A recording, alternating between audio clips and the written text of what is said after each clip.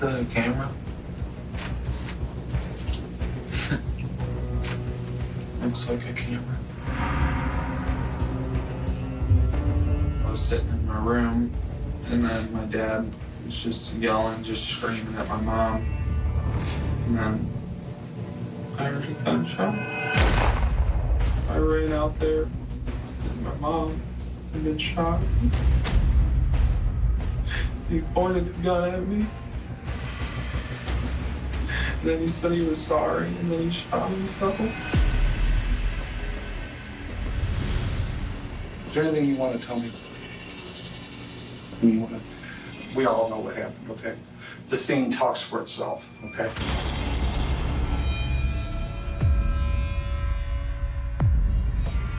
Is there any reason why they think I'm a suspect? I love my mom and dad.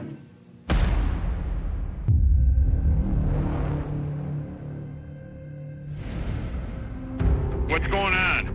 I don't know what happened. I just came over to my parents' house because we were going to watch the game. And my mom is shot and my dad is shot and my brother's here. Does anybody know what happened? I don't know. I think so.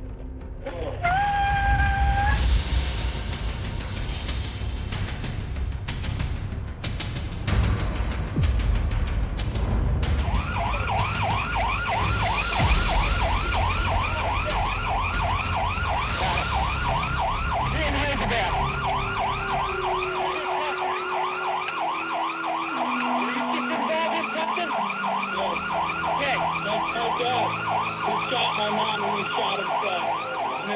And then he shot my mom. My dad shot my mom.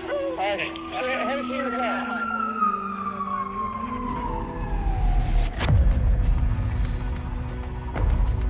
Officer? Yes. Did my dad die? I have no idea what's going on. The county units are going to come down here and they'll ask you questions, okay? I don't have a record. Okay. How long is this gonna take? One of the things that strikes me is the rapid nature of his shift of mood. So it kind of goes into what we call shallow affect, or the shallowness of the emotional expression. This is bizarre. What this behavior is sussing out or exploring what do the police know so that he will then know what to expect and how to angle what he's going to do next.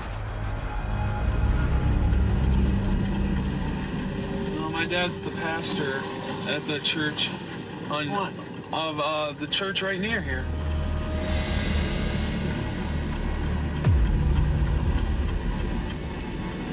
Lord, please don't let my dad die. Please don't let my dad die, Lord. Please don't let my dad die. Please, Lord, don't let my dad die. Daniel's appeal to God can be seen as kind of an attempt to be seen positively. If people view him as a spiritual religious figure, they might be more forgiving of his sins. It's an attempt at manipulation. This is a continuation of the performance. He's really quite sharp about what he's doing. I think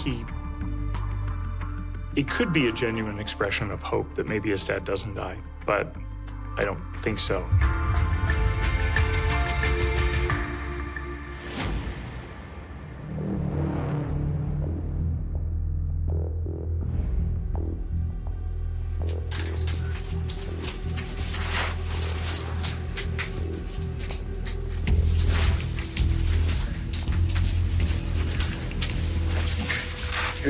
First name is Daniel.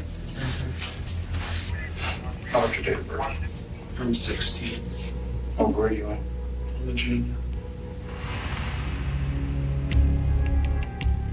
And whose house were you headed over to when you guys stopped? I called my friend Steve and told him what happened. What did you tell Steve happened? That my dad had shot my mom and then shot himself. And he thought I was joking at first, just kind of laughed about it, but then I told him I was serious and it wasn't a joke.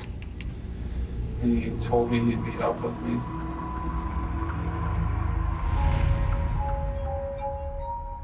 Okay. When your sister came to the door, what happened then? She came to the door, and I opened the door, and I was standing there, and she asked me what was wrong. And I didn't want her to see it. And she walked in and saw it and started screaming.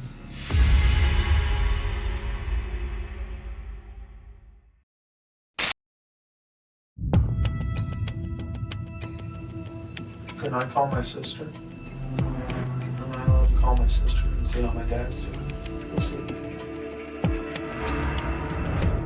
Anybody touch the gun? I picked up the gun. You picked up the gun? And set it over on the other chair. And I realized that he wasn't dead and he might try and do something to himself again. So I moved him. What he's doing here is very calculated. He is providing a reason that might explain why his fingerprints will be found on the gun. And he makes it even sound like it was a gesture of kindness. But no, he's plotting an alibi.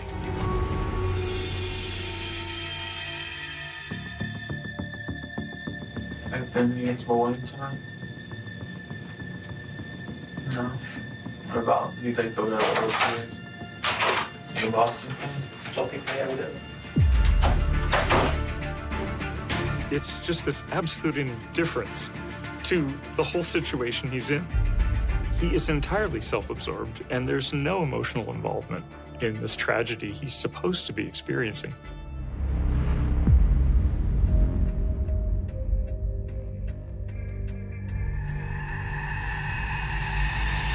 You said you had been grounded.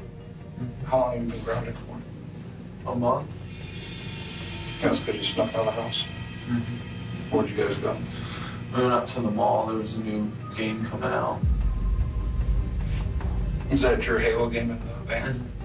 It's like an alien invasion game. It was being released at midnight, and we're being there to get the game at midnight. When did your parents find out that you had snuck out to go get this game? I came back in the house and I was playing in the basement, and my mom woke up and came down there. It was probably 1:30 in the morning.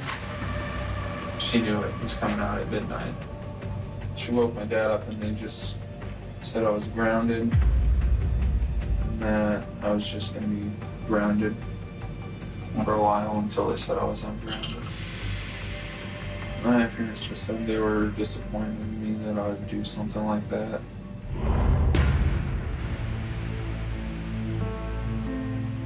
The video game is not what's significant.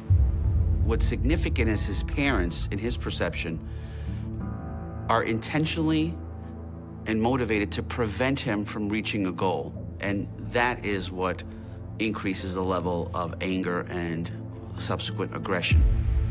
The video game is definitely a fantasy world. This is absorbing to him. This is his world.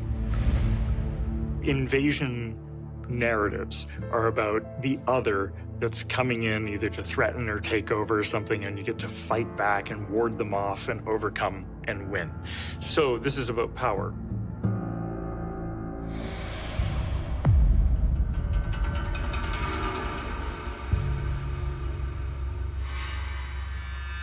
I had asked them if I could go out to the movies with a friend tonight. That's why my parents were arguing. And so I was sitting in my room, and then my dad was just yelling, just screaming at my mom. And then I heard a gunshot. How would you do that? So I ran out there, and my mom had been shot. He pointed the gun at me. Then he said he was sorry, and then he shot himself. I don't buy it at all. This is the story he's decided he's going to tell. He's trying to sound emotionally upset while kind of half covering his face for it. But what the dynamic he's setting up is that he is a victim in all of this. We see him attributing to the father his own aggression and blaming the father because he resents his father. I think the emotion and the story are absolutely calculated. This is his alibi.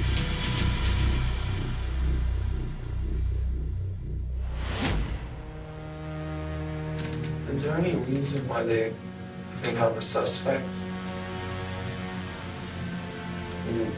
Probably because I got in the car and left. I hope my dad's all right. The only thing is, my dad's all right, he's gonna go to jail.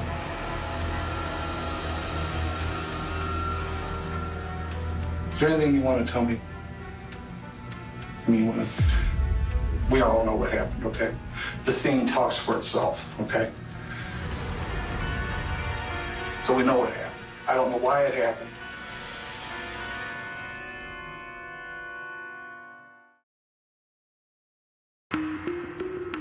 That's what I'm trying to find out now, is why it happened.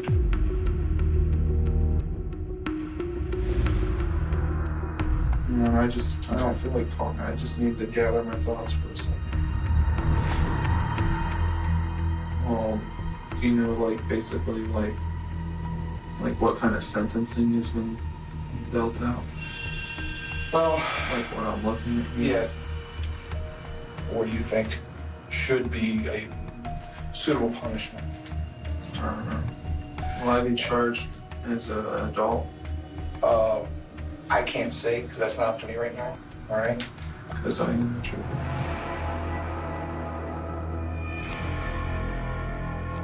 His change in body language is very interesting. He has his left hand toward his brow to indicate that he's crying, looking with his left eye to see what the detective is doing. There's the element of psychopathy. Someone who apparently doesn't really have empathy. It looks like he is angling and conniving and planning and checking out what he needs to say and what he won't say so he can figure out what will be best for him. You getting paid overtime for this? Not till 11. Do you usually work this late? Like, what are your hours? 3 to 11. 3 p.m. to 11. Those are good hours. Single life. You get to stay up late and sleep in. It's good hours. Oh my gosh. So people who are psychopaths, they can put on a mask and appear as normal as possible to other people. He doesn't care about the police officers, but he is probing. What's clear, no matter what we read into his specific comments, is that he is not behaving like a normal person. He's not having the basic emotions of fear, anxiety, loss, and concern about family.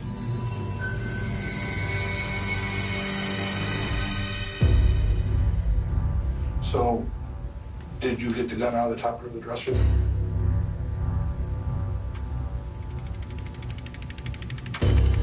I just don't feel like talking. Do you know who got shot first?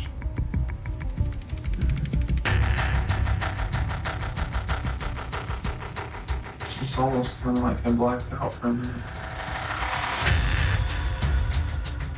Do you remember how many times you shot the gun? Do you remember where your dad was at when you shot the gun? Honestly, not really. I don't remember much. When you say not really, what do you remember of that? It's just that I get real angry. And it's kind of just, but I don't really know. Okay. It wasn't something I really thought about.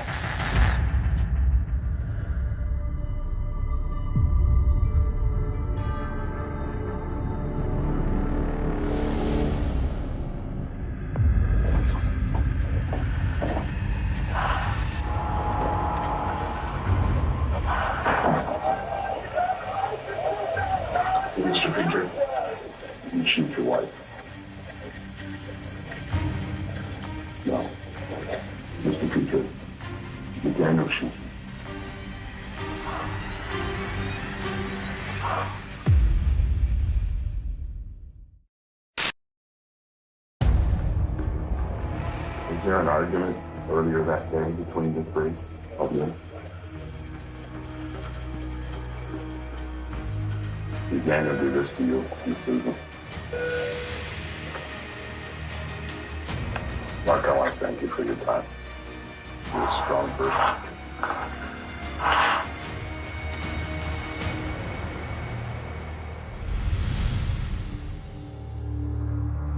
Well, at this point right now, it's going to be murder. Okay? Mm-hmm. So why don't you go ahead and tell me now? What happened? Let's just be done with this. Get it out. Let me tell your side of it. My parents were arguing, and eventually it came down to, they said they were going to get a divorce. And I just kind of snapped. He's trying to think of reasons. I've spun the religious reason. I've spun the I don't know what happened reason. I've spun my father did this reason. I think we're on the 6th different narrative at this point. But he did not snap. The literature and the science has been very, very clear that people don't snap. If you scratch below the surface in many of these instances, there are many clues. Long-term anger, possible depression, inconsistency within parents, high control, low empathy. There's always signs.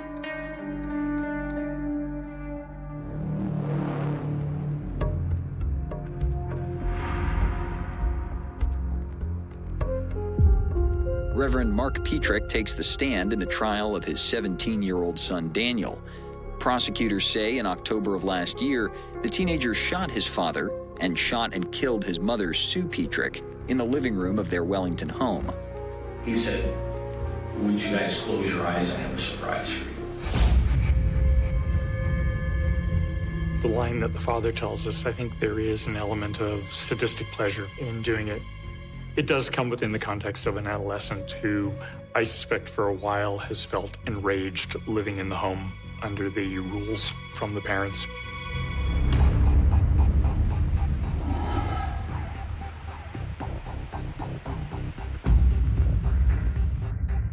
Mark Petrick of Wellington believes his son's addiction to a violent video game is what caused him to shoot both his parents after they took the game away.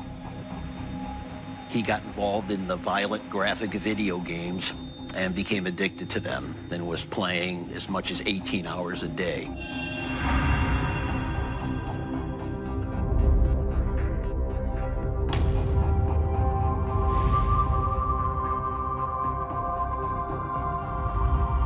He decided to kill both of them and to make it look like a murder-suicide. Daniel has serious problems telling the truth. Daniel knows how to manipulate. His brain really works.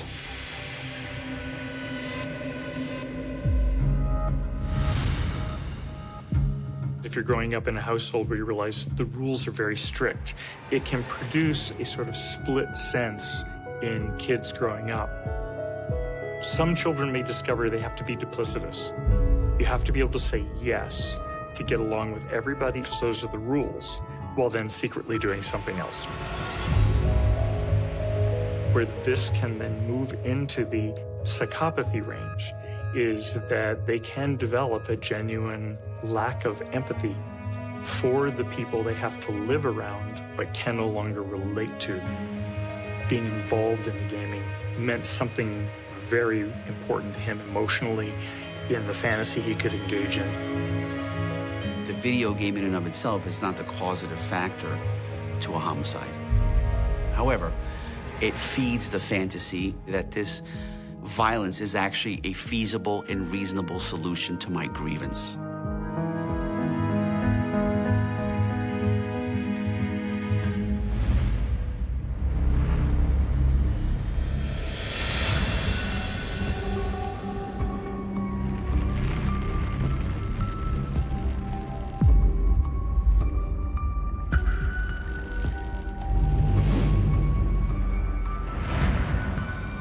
Despite the shooting, Daniel Petrick's family, including his father, says they forgive him. Our whole family forgives Danny. Our whole family loves Danny.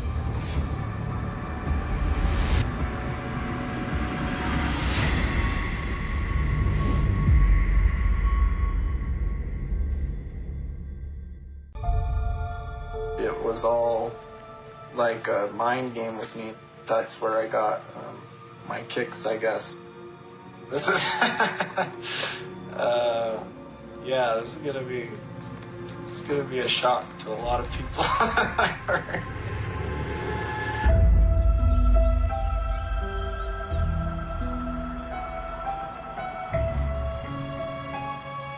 Bill and Lorraine Currier vanished from their Essex home. The couple's garage window was broken, and the phone line to the home had been cut. Police say they do have evidence the couple was abducted. Why did you pick these folks? I didn't. It was just random. I'm willing to talk about the rest of it if I get a cigar.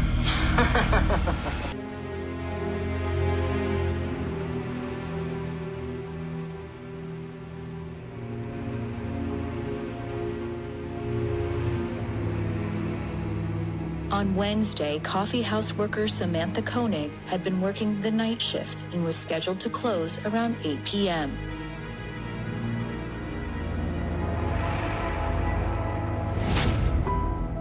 Police say they believe a stranger took Koenig and now need your help finding her. I don't know if my daughter's being fed, taken care of, if she's still alive, if she's getting any sleep. Just please help find my daughter.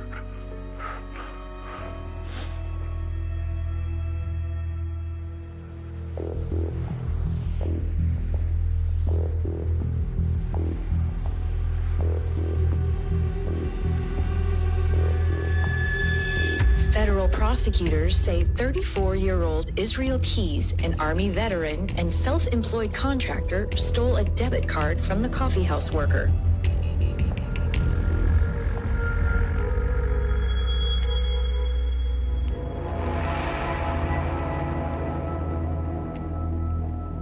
Morning, Israel. Morning. How you doing? All right. All right. I'm not in this for the glory. I'm not in this for media attention. I give you information. If I feel like things don't work out at any point, then obviously, then I'm not going to be giving you more information.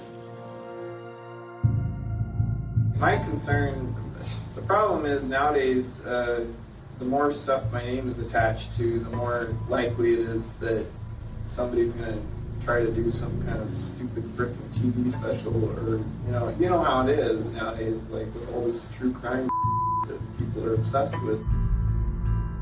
He says he doesn't want a crime TV show, but everything about the things he says are very provocative and very. I think he would want a crime TV show. I think in his narcissism.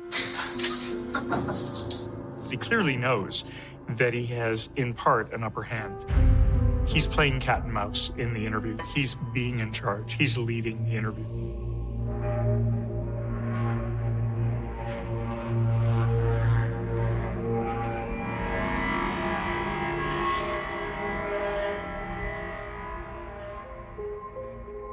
Anchorage was, I knew better. I was telling myself the whole time I was doing it, it was a bad idea. You don't do things near where you live. Israel Keys entered the Common Ground coffee kiosk just a few minutes before 8 o'clock closing. He found Samantha Koenig inside the kiosk.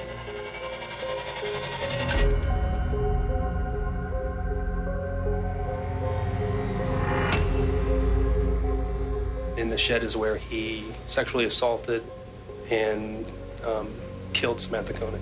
Keys then dismembered her body and dumped her remains in Matanuska Lake.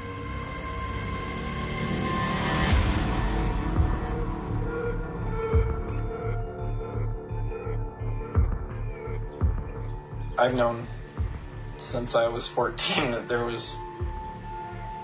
were things that that I thought were normal and that were okay that nobody else seems to think are normal and okay. Yeah. When I was 14, and there was a cat of ours that was always getting into the trash. And so there was this kid, and we all went up into the woods, and I had the cat with me. And took a piece of parachute cord and tied it to this tree. And I had a .22 revolver with me. And that was pretty much the last time anybody went in the woods with me. It almost sounds like he's bragging. He definitely got a kick out of the effect this had on his friends. I'm sure he scared them and horrified them. And I'm sure that was as much a source of pleasure as killing the cat, if not more.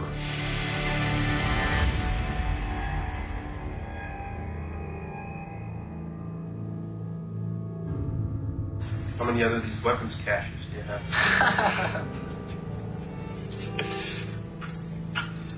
I tell you that, I'll never be able to use them again. I thought you told us you kind of had resigned yourself to that. Huh?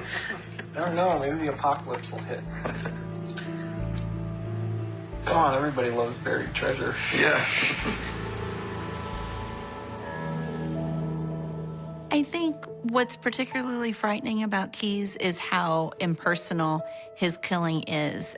He's cunning, manipulative, deceitful, hiding his tracks. He was a planner. He knew what it would take.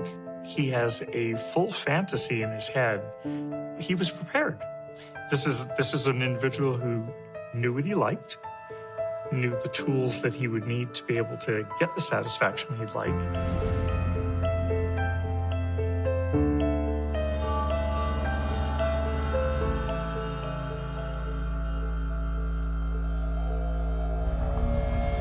I'm not going to talk about those things that I know you're eventually going to connect me to unless I know that I'm going to get what I want.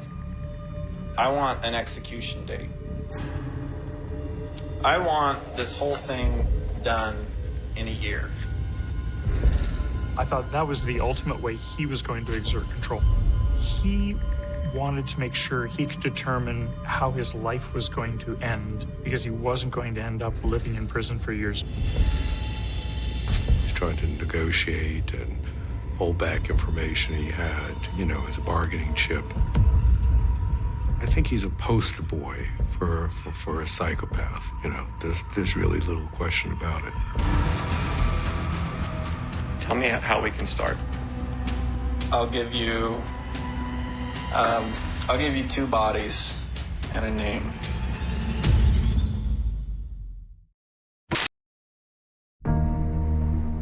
All right. I'll give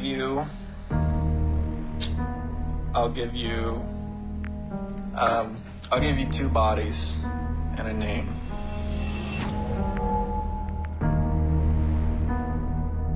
But I'm not going to give you the rest. Can you give us an idea of what region? Burlington, Vermont.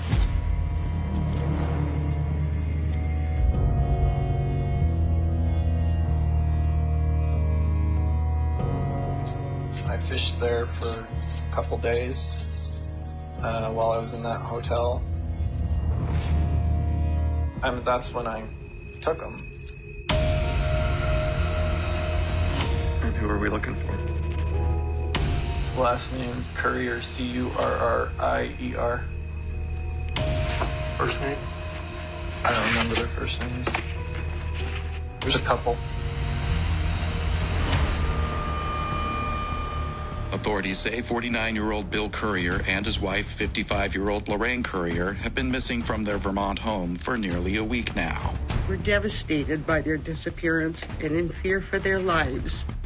It's a big mystery to them at this point, I think. Right. All I can say is that unless I talk about it, you're never going to find any evidence. You can see it in some of his amusement when they're frustrated. You can see he's actually just enjoying it. That's what makes him scary, I think. So for them, it was a mystery. I mean, like I say, I'll tell you blow by blow. I know you've talked about closure and things like that, but I don't see it from that point of view.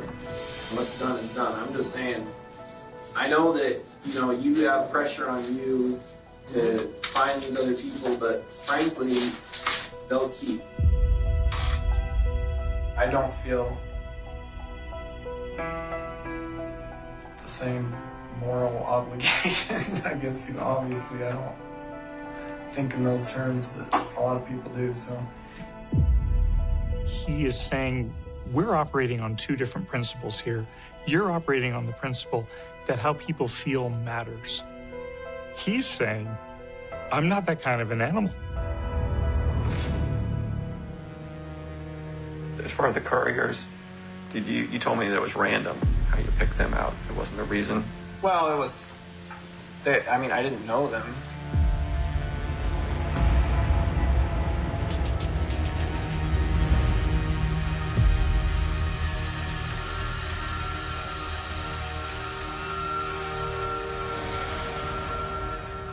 I started walking around town at about 8 or 9 o'clock after it got dark. I decided I was going to look for a house with a couple in it. And then I found that house, and it was exactly what I was looking for.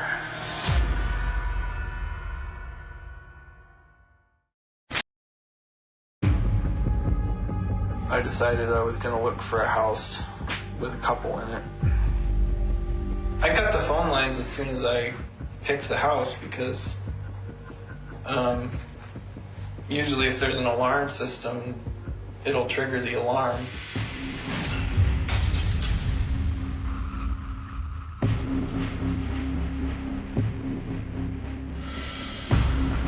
I had my headlamp on. I was probably in the bedroom within 5 or 6 seconds from the time the glass broke. People never expect stuff to happen. Do you remember what you told them? It was like a blitz attack. You just make sure they know right away who's in charge. Got their hands and their feet together with cable ties.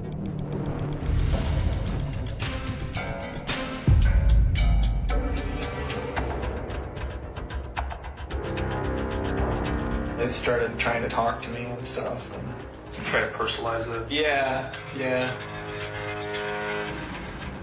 And I would go along with it a little bit. What'd you tell them? I just told them a story that I thought was somewhat believable so they wouldn't freak out. When you go into the woods with a gun, you don't give much thought to what the deer might be thinking or the rabbit. And that's how he's looking at these people. Israel Keys used his own manipulative tendencies actually to make the husband think that he actually cared. The plan was I was going to rape her and, he was going to be involved too.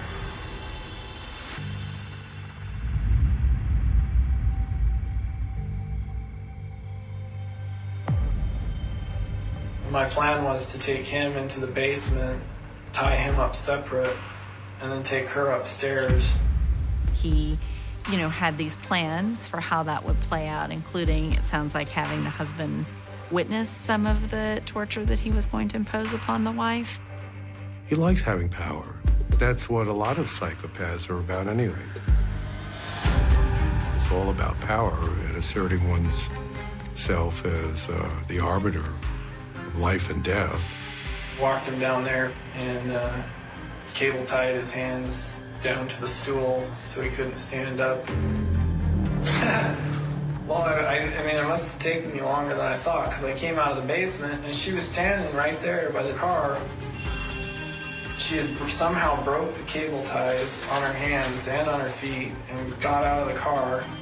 She was almost to the road.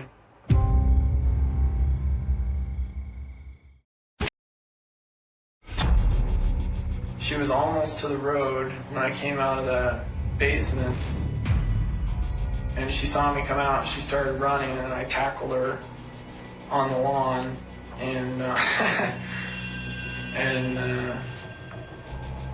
roughed her up a little bit and tied her back up.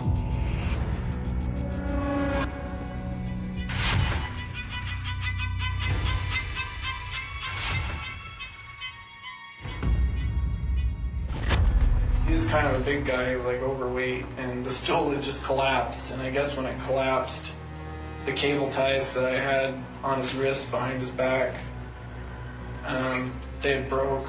I just messed my whole plan up. So I was kind of pissed off about that, and I was like, just let us go. And I just kind of laughed at him. I was like, you don't even know how much planning I've put into this, and just walk away.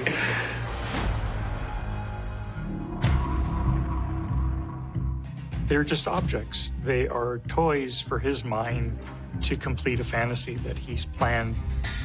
All of those human appeals, they make no difference. I had this idea in my head of what was going to happen, and she was screwing it up. And he started to say something, and it just pissed me off, and I just started pulling the trigger.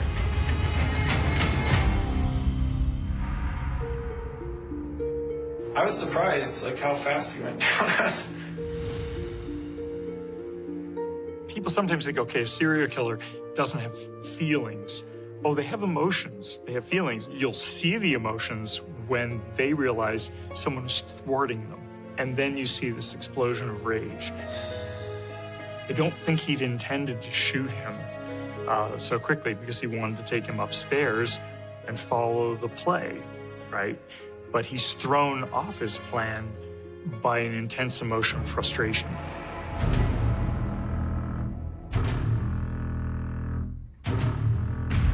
I had her tied up a couple different ways, and I guess you could call it like the fantasy that developed over the years. It seems like I got more into the tying up part, and I'm not sure why really, but yeah, that was a big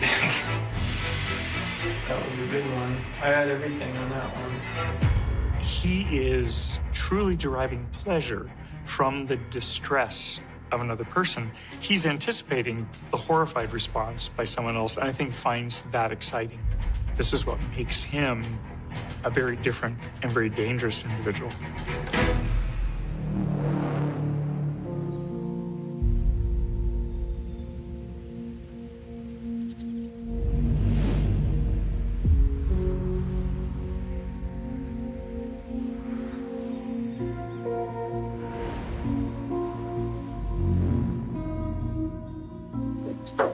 I've just been thinking that hypothetically,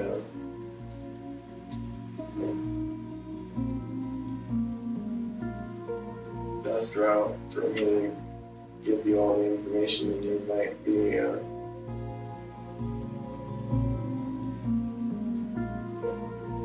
kind of like a last minute kind of thing. So I'm not around for the aftermath. Well, do you think that's realistic? Do I think it's realistic? I don't know.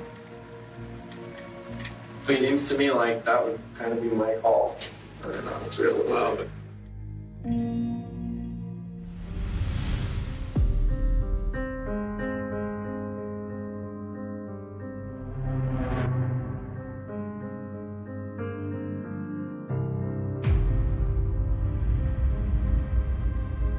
On Sunday morning, serial killer Israel Keys was found dead at the Anchorage Correctional Complex. Federal inmate Israel Keys was found dead in his jail cell of an apparent suicide. Now these potential victims will never know. Their families will never have closure. And by committing suicide, he says to the world, I'm in control, even to the last second. He checks all the boxes. His venom, his contempt for other people, the shallowness of his emotions, his grandiosity, lack of empathy, sadism, all of these things. Keys is the real McCoy. If you were to paint a picture of a genuine psychopath, I think Keys fits the bill entirely. The things I've done, I don't feel bad about them, and I didn't do them because I felt I had no other choice. I did them for myself. Everything's free if you take it.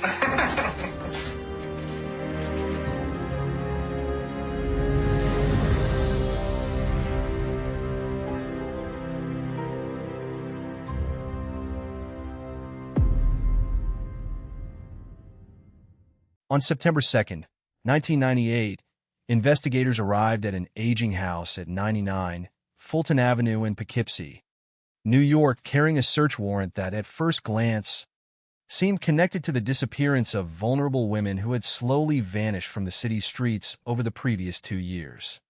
There was no indication that the modest home would soon become one of the most disturbing crime scenes in the history of New York State.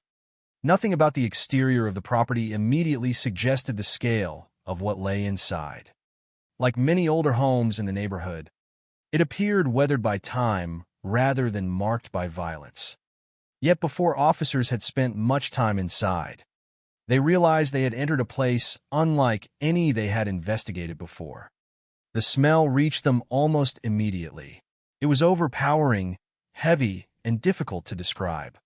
At first, some assumed it came from years of accumulated garbage or perhaps dead animals hidden somewhere within the cluttered structure. The house itself was known for being unclean. Neighbors had long been aware that it was filled with trash and rarely appeared well-maintained. But as experienced investigators continued their search, another possibility began to emerge, one far more horrifying than anyone had imagined. The first human remains were discovered, then another, and another. By the time the search was complete, investigators had recovered the remains of 8 women hidden in different parts of the house. Some had been concealed in the attic. Others had been placed in the crawl space beneath the home, in the garage, or among storage areas where they remained undiscovered for months. The bodies were in varying stages of decomposition, making the recovery operation both physically demanding and emotionally overwhelming. Officers later described having to wear protective masks because of the intense odor that filled the house. The clutter, garbage, and deteriorating conditions complicated every step of the search. What initially appeared to be an investigation into missing persons had become the exposure of one of the most shocking serial murder cases in modern American criminal history. The discovery raised immediate questions that seemed almost impossible to answer. How could so many victims have remained hidden in one family home? How could 8 women disappear over the course of nearly 2 years without the pattern being recognized sooner? Perhaps the most unsettling question of all was this: how could the killer have lived among the victims he had hidden day after day, while sharing the same roof with his own family? The man at the center of the investigation was Kendall Louis Francois, a 27-year-old resident of Poughkeepsie. He was not a fugitive living in isolation. He was not someone who disappeared after each crime. He continued to live at 99 Fulton Avenue with his parents and his sister. To neighbors, he appeared quiet, polite, and largely unremarkable. He had attended local schools, briefly served in the United States Army before being discharged because of obesity, studied at Dutchess Community College, and worked at a local high school. There was little in his public life that resembled the image many people associate with a serial killer. Yet beneath that ordinary exterior, investigators would eventually conclude that Francois had spent nearly 2 years targeting women whose lives often unfolded at the margins of society. His victims shared certain vulnerabilities. Many struggled with drug addiction. Several engaged in sex work. Some experienced homelessness or severe financial hardship. These circumstances did not make their lives less valuable, but they did affect how quickly their disappearances attracted sustained investigative attention. Missing person cases involving vulnerable adults can present unique challenges, particularly when families lose contact gradually or when individuals are accustomed to periods of instability. As the months passed between 1996 and 1998, women continued disappearing from the streets of Poughkeepsie. At first, each case appeared isolated. There was no obvious crime scene connecting them. There were no eyewitnesses describing a single offender. There was no abandoned vehicle or forensic evidence immediately tying the disappearances together. Without those connections, investigators worked each case individually, unaware that they were pursuing victims of the same offender. The confirmed victims would eventually include Wendy Myers, Gina Barone, Catherine Marsh, Kathleen Hurley, Mary Healy Giacone, Sandra Jean French, Audrey Pugliese, and Katina Newmaster. Another woman, Michelle Eason, disappeared during the same period. Francois later acknowledged that he knew her, but denied responsibility for her disappearance, which remains unsolved. The uncertainty surrounding Eason's case serves as a reminder that not every question in a criminal investigation receives a definitive answer, even after convictions are secured. What distinguished this case from many other serial murder investigations was not only the number of victims, but also the extraordinary location where they were found. Most serial offenders attempt to distance themselves from their victims after the crimes are committed. They abandon bodies in remote areas, bury them, or leave them where discovery may be delayed. Francois did something investigators found deeply unusual. According to the evidence and his subsequent admissions, he did not transport the victims far from the place where they were killed. Instead, he concealed their bodies inside the very house where he continued living every day. The victims remained there while ordinary life continued above them. Meals were prepared. Family members came and went. Days became weeks, and weeks became months. The house became both a residence and a hidden crime scene, with multiple victims concealed in different locations throughout the property. One of the most persistent questions surrounding the case concerns Francois' family. How could they not know? The investigation found no evidence that his parents or sister knowingly participated in the crimes, or were aware that bodies had been hidden throughout the home. Investigators instead pointed to several factors that may explain why the murders remained concealed for so long. The house was already filled with garbage and clutter. Francois himself was widely known for extremely poor personal hygiene and a strong body odor that earned him the nickname Stinky among some acquaintances. The combination of accumulated refuse, neglected living conditions, and areas of the house that were rarely accessed may have masked the odor of decomposition sufficiently to prevent the horrifying truth from becoming immediately apparent. Even so, the circumstances remain among the most unsettling aspects of the entire investigation. Before the search of 99 Fulton Avenue, Kendall Francois had attracted little attention from law enforcement for a violent crime. He was not widely viewed as a dangerous individual by those who knew him casually. That apparent normalcy would later become another reason the case continued to fascinate criminologists and investigators. It challenged assumptions about how serial offenders appear to those around them. The ordinary routines of daily life often concealed extraordinary violence occurring just beyond public view. Yet despite the shocking discoveries made inside the house, the investigation itself did not begin there. It began because one woman survived. On September 1st, 1998, Christine Sala encountered Kendall Francois and accepted a ride to his home. According to the investigation, Francois assaulted her, attempted to strangle her, and threatened to kill her. Instead of surrendering to panic, Sala remained calm enough to persuade him to drive her back toward downtown Poughkeepsie. When the vehicle stopped near a gas station, she seized her opportunity. She escaped from the car and ran toward help, where two detectives distributing flyers for missing women listened carefully to her account. Her statement provided investigators with a name, a vehicle, and a location. Without her escape, the crimes at 99 Fulton Avenue might have remained hidden even longer. Her actions became the turning point that transformed scattered disappearances into a single investigation and ultimately revealed one of the darkest chapters in the history of Poughkeepsie. This story begins not with the killer, but with that discovery, a house that concealed unimaginable suffering behind ordinary walls.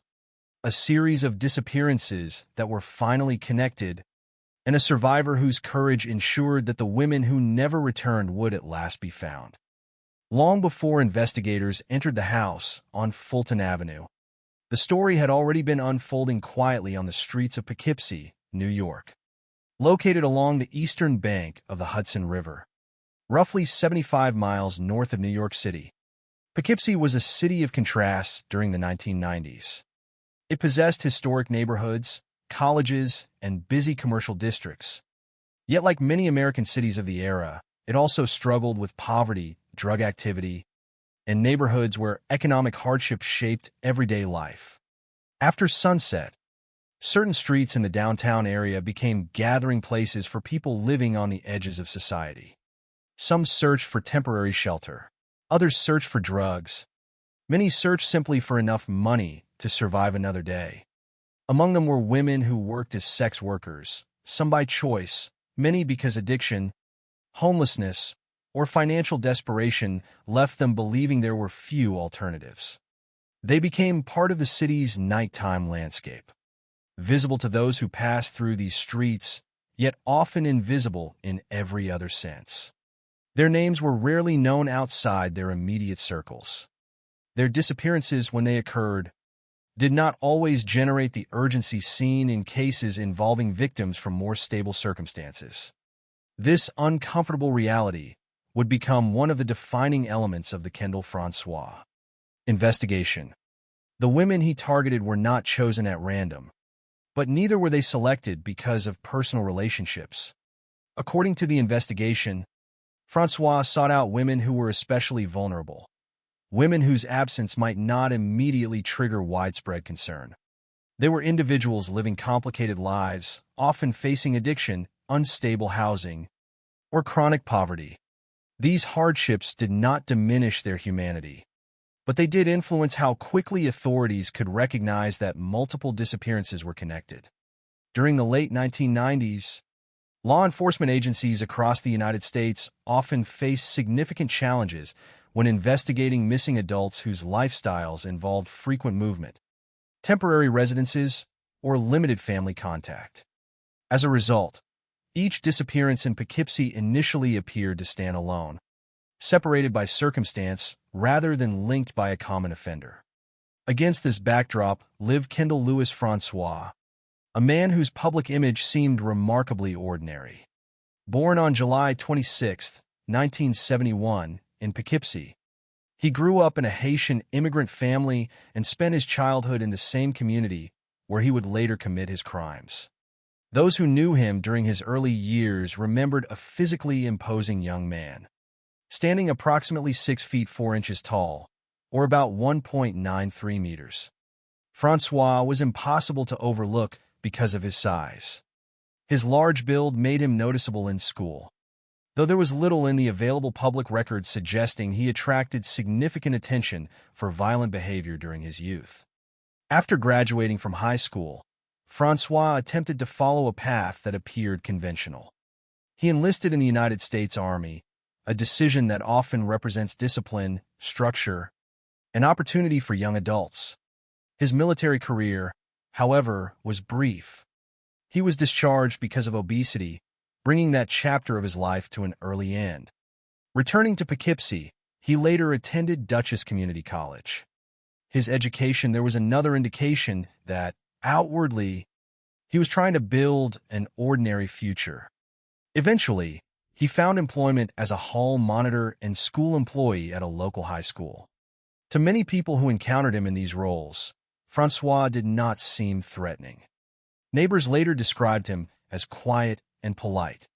He generally avoided conflict and did not develop a reputation as someone prone to public outbursts or violence. He walked through the neighborhood, lived with his parents and sister, and blended into the routines of everyday community life. Looking back after his arrest, many people expressed disbelief that someone who appeared so unremarkable could be responsible for a series of murders that would shock the entire state. Yet there were aspects of Francois' behavior that drew attention, even if they were not recognized as indicators of future violence. Perhaps the most frequently mentioned characteristic was his extremely poor personal hygiene. Co-workers and acquaintances recalled that he often wore dirty clothing and emitted an overpowering body odor. The smell was so noticeable that some people referred to him by the nickname Stinky. Although deeply unpleasant, poor hygiene alone is not a predictor of violent crime, and there is no evidence that those observations caused anyone to suspect the horrifying reality hidden behind the walls of his family home. More concerning were complaints made by several female students during the period when Francois worked at the high school.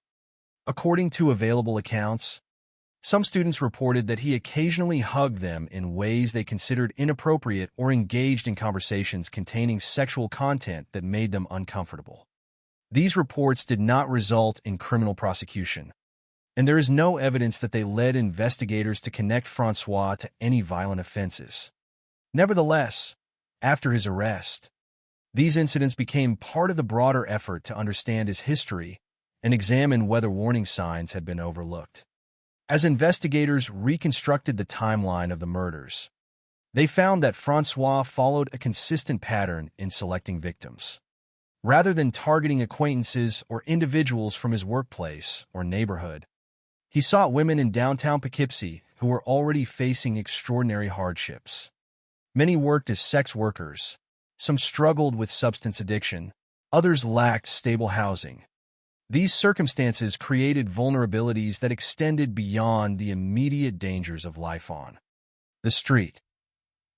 Individuals living under such conditions may not maintain regular contact with relatives or friends. They may disappear for days or weeks without immediate alarm because periods of absence had occurred before. This reality complicated the work of investigators attempting to identify connections between missing persons. The confirmed victims reflected that pattern. Wendy Myers disappeared in October 1996. Gina Barone and Catherine Marsh disappeared the following month. Kathleen Hulley disappeared in January 1997, followed by Mary Healy-Giacone in February. After a period without confirmed killings, Sandra Jean French disappeared in June 1998. Audrey Pugliese and Katina Newmaster disappeared during August 1998.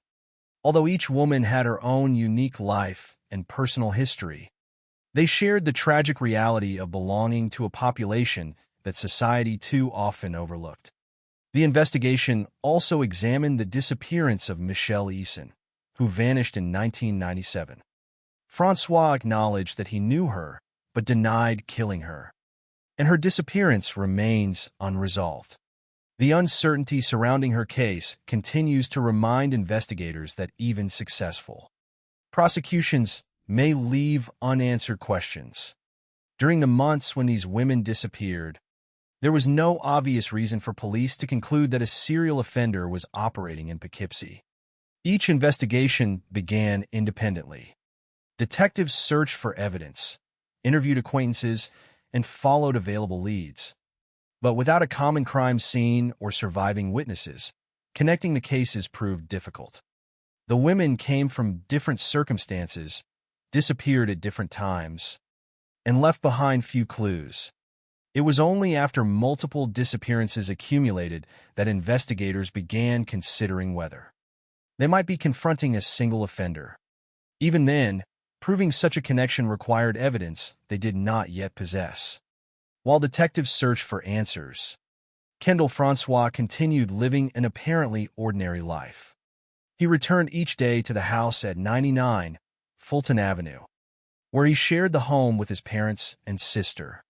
From the outside, the residence appeared untidy and neglected, known in the neighborhood for accumulated clutter and poor maintenance. Yet no one imagined that hidden within the house were the remains of women who had vanished from the city streets. Francois' ability to maintain this routine while concealing evidence of multiple murders inside the family home remains one of the most disturbing aspects of the case.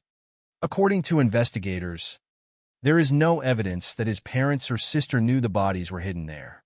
Instead, authorities believe that the home's already unsanitary condition, combined with Francois' notorious personal hygiene and the secluded locations where the bodies were concealed, contributed to the crimes remaining undiscovered for so long. The contrast between Francois' outward appearance and his secret life would later become central to discussions of the case. He did not fit the stereotype many people imagine when they think of a serial killer. He had no widely known history of serious violent crime. He did not flee the community after each killing. He continued interacting with neighbors, attending daily routines, and living in the same house where the evidence of his crimes remained hidden. Yet the greater tragedy lies not in the deception of the offender, but in the circumstances of the women whose disappearances failed to trigger immediate recognition of a pattern. Their vulnerability became part of the reason the murders continued. Their lives unfolded in places where danger was already an accepted reality, making each disappearance easier to explain away as an isolated event rather than part of something far more sinister. As 1997 gave way to 1998, however, the number of missing women became increasingly difficult to ignore. Detectives began comparing reports, examining similarities, and asking whether coincidence could truly account for so many disappearances within a relatively small city. The answers were still beyond their reach, but the pieces of a much larger puzzle were slowly coming together. Unknown to everyone outside the walls of 99 Fulton Avenue, the evidence they sought had been hidden in the same house all along. It would take the survival of one woman to reveal it, but before that moment arrived, the city of Poughkeepsie remained unaware that one of the most disturbing serial murder investigations in its history was already unfolding in silence.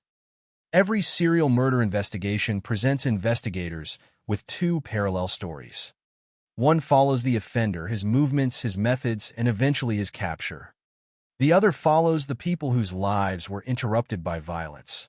Too often, those victims become little more than names in a timeline or statistics in a courtroom. In the Kendall Francois case, that risk is especially significant because many of the women he targeted were already living on the margins of society long before they encountered him. Their struggles with poverty, addiction, homelessness, or sex work have sometimes overshadowed a far more important truth. Each of them was a human being whose life carried value independent of the circumstances they faced. Understanding this case requires remembering that these women were not defined by how they died, nor solely by the hardships they experienced. They were individuals whose disappearances should have mattered from the very beginning. According to the investigation, Francois deliberately selected women who were especially vulnerable. His victims were primarily sex workers, women battling substance addiction, women without stable housing, or women experiencing severe financial hardship. These characteristics did not make them random targets. Instead, they represented a population that often moved through society with limited protection and reduced visibility. Many spent time on the streets of downtown Poughkeepsie, where survival itself demanded constant decision-making. Every night involved uncertainty. Every encounter with a stranger carried risk. Yet danger became normalized because earning money, finding shelter, or obtaining necessities often left few alternatives. For investigators, disappearances involving vulnerable adults frequently present complex challenges. Unlike the disappearance of someone who maintains regular daily contact with family, employers, or friends, individuals living unstable lives may not immediately be reported missing. Some families have already experienced periods during which contact disappeared for days or weeks, before eventually being restored. Others may not know exactly where their loved one is living or whom they are spending time with. These realities do not diminish concern for the missing person, but they can delay the moment when a formal investigation begins. That delay can also affect the availability of witnesses, surveillance, physical evidence, or other investigative opportunities. Kendall Francois exploited precisely these circumstances. Rather than seeking victims from his workplace, neighborhood, or social circle, he approached women whose disappearances might initially appear unrelated. Investigators later determined that he drove through areas of downtown Poughkeepsie where sex workers were known to gather. According to the evidence, he approached women, persuaded them to accompany him to his house, engaged in or attempted sexual activity, and then manually strangled them. Afterward, instead of disposing of the bodies elsewhere, he concealed them inside his family home. While Francois' actions followed a disturbing pattern, the women he targeted did not. They came from different backgrounds and disappeared months apart. Their only common thread was vulnerability. The first confirmed victim was Wendy Myers, who was approximately 30 years old when investigators believe she was killed in October 1996. At the time, there was no indication that her disappearance marked the beginning of a serial murder investigation. Her case stood alone, one missing woman among many difficult investigations involving adults whose lives were already unstable. No public evidence immediately connected her disappearance to a larger pattern. Only years later, after the search of 99 Fulton Avenue, would investigators understand where that trail had begun. Approximately 1 month later, in November 1996, 2 additional women disappeared: Gina Barone, 29 years old, and Catherine Marsh, 31 years old. The fact that 2 women vanished during the same month would eventually become significant, but at the time there remained insufficient evidence to establish a direct connection between their cases. Missing person investigations often rely on witnesses, physical evidence, or communications that narrow the timeline of events. In these cases, such evidence proved difficult to obtain. The women had disappeared under circumstances that did not immediately point investigators toward a single suspect. The pattern continued into the following year. Kathleen Hurley, 47 years old, is believed to have been killed in January 1997. 1 month later, in February, Mary Healy Giacone, 29 years old, also disappeared. By this stage, 5 women had vanished within only a few months. Looking back after Francois' arrest, it becomes easier to recognize the developing pattern. At the time, however, detectives were confronting individual missing person cases rather than an identified series of homicides. Each investigation required separate interviews, separate evidence collection, and separate assessments of possible explanations. There was still no crime scene linking the disappearances, no forensic evidence tying them together, and no surviving witness able to identify the offender. After February 1997, there was a gap before the next confirmed killings. This interval would later complicate efforts to reconstruct the complete chronology of Francois' crimes. Investigators eventually determined that Sandra Jean French, 51 years old, was killed in June 1998. Several months later, during August 1998, 2 more women disappeared: Audrey Pugliese, 34 years old, and Katina Newmaster, 25 years old. Their disappearances occurred only weeks before the investigation would dramatically change direction following the survival of Christine Sala. By the time police entered the Fulton Avenue house, the remains of all 8 confirmed victims would be recovered from different locations throughout the property. Another woman's name continues to appear in discussions of the case: Michelle Eason, who disappeared in 1997. During questioning, Kendall Francois acknowledged knowing Eason but denied killing her. Because investigators could not establish sufficient evidence connecting her disappearance to the murders for which Francois was convicted, her case remains officially unresolved.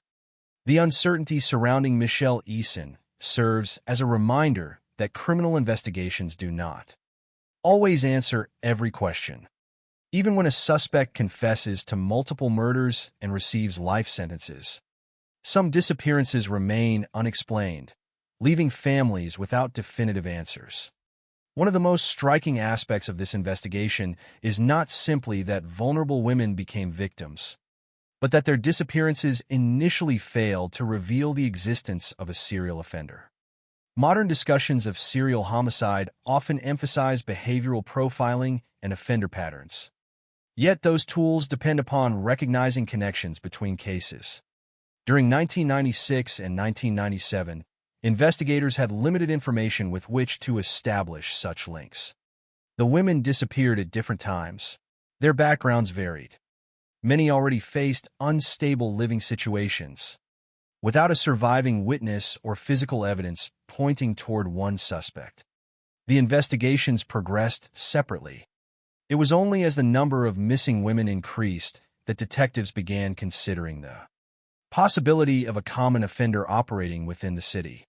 This delayed recognition reflects broader challenges faced by law enforcement agencies across many jurisdictions during that period, particularly in cases involving marginalized victims. The Kendall-Francois investigation has since become an important example of why disappearances involving sex workers, individuals experiencing homelessness, or people struggling with addiction deserve the same urgency afforded to every other missing person case. The value of a life cannot be measured by social status, employment, housing, or personal circumstances. Every disappearance represents a family searching for answers, friends wondering what happened, and a community losing someone whose story deserves to be told. Looking at the list of confirmed victims, another reality becomes clear. They ranged in age from 25 to 51. They did not belong to a single generation or share identical life experiences. Their differences reinforce the conclusion that Francois was not targeting individuals because of personal relationships or specific identities. Instead, investigators concluded that he selected women whose circumstances made them accessible and whose disappearances might not immediately attract widespread attention. That distinction is essential to understanding both the crimes and the investigation that followed. The women themselves did nothing to cause the violence inflicted upon them. Their vulnerabilities were exploited by someone who recognized the reduced visibility society often assigns to people living on its margins. As investigators continued reviewing the growing number of disappearances throughout 1997 and into 1998, concern gradually increased within the Poughkeepsie Police Department. Detectives began comparing case files more carefully, looking for recurring patterns that had previously seemed insignificant. The similarities were still incomplete, but the possibility that one offender might be responsible became increasingly difficult to dismiss. Unknown to investigators, the answers they sought remained hidden inside the house on Fulton Avenue, where the victims had been concealed for months.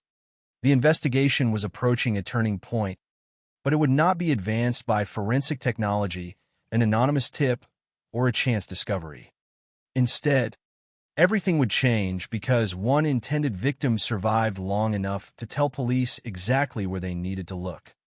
By the time investigators would eventually uncover the truth, one fact distinguished the Kendall-Francois case from nearly every other serial murder investigation in the United States.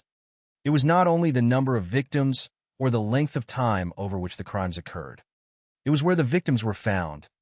Most serial offenders attempt to create distance between themselves and the evidence of their crimes. Bodies are often abandoned in remote fields, wooded areas, rivers, or isolated locations where discovery may be delayed and investigators are forced to reconstruct events with limited physical evidence. Kendall-Francois followed a different pattern, according to the investigation and his subsequent admissions. After killing his victims, he did not transport them far from the place where they died. Instead, he concealed their remains inside the same house where he continued living with his parents and sister. The residence at 99 Fulton Avenue became something almost impossible to comprehend, a family home that quietly concealed multiple homicide victims over a period of nearly 2 years. From the outside, nothing suggested the extraordinary reality hidden behind its walls. The house was old, cluttered, and poorly maintained. Neighbors knew it as a residence that appeared untidy and neglected. But neglected homes are not uncommon, and few people would ever imagine that such conditions could hide evidence of repeated murder. The interior reflected years of accumulated disorder. Garbage had collected throughout portions of the house. Rooms were crowded with stored belongings and debris. The home carried a persistent, unpleasant odor that those familiar with the property had come to associate with poor sanitation rather than criminal activity. Investigators later concluded that these conditions became an important factor in explaining why the crimes remained undiscovered for so long. According to the evidence presented during the investigation, Francois selected women he encountered in downtown Poughkeepsie, particularly those engaged in sex work or facing severe personal hardship. After approaching them, he persuaded them to accompany him to the Fulton Avenue house. Investigators determined that sexual activity either occurred or was attempted before the killings. The confirmed method of murder was manual strangulation. There was no evidence that Francois relied upon firearms, knives, or other weapons during the murders for which he was convicted. Instead, he used his hands to end the lives of his victims. Beyond those established facts, many details of the individual murders remain unknown. Because the bodies were concealed for extended periods and discovered in advanced stages of decomposition, investigators could not reconstruct every moment of every crime. Public records therefore provide only the information that could be established through physical evidence, Francois admissions, and forensic examination. The absence of complete details has left many questions unanswered. But it also serves as an important reminder that responsible reporting distinguishes between documented facts and speculation.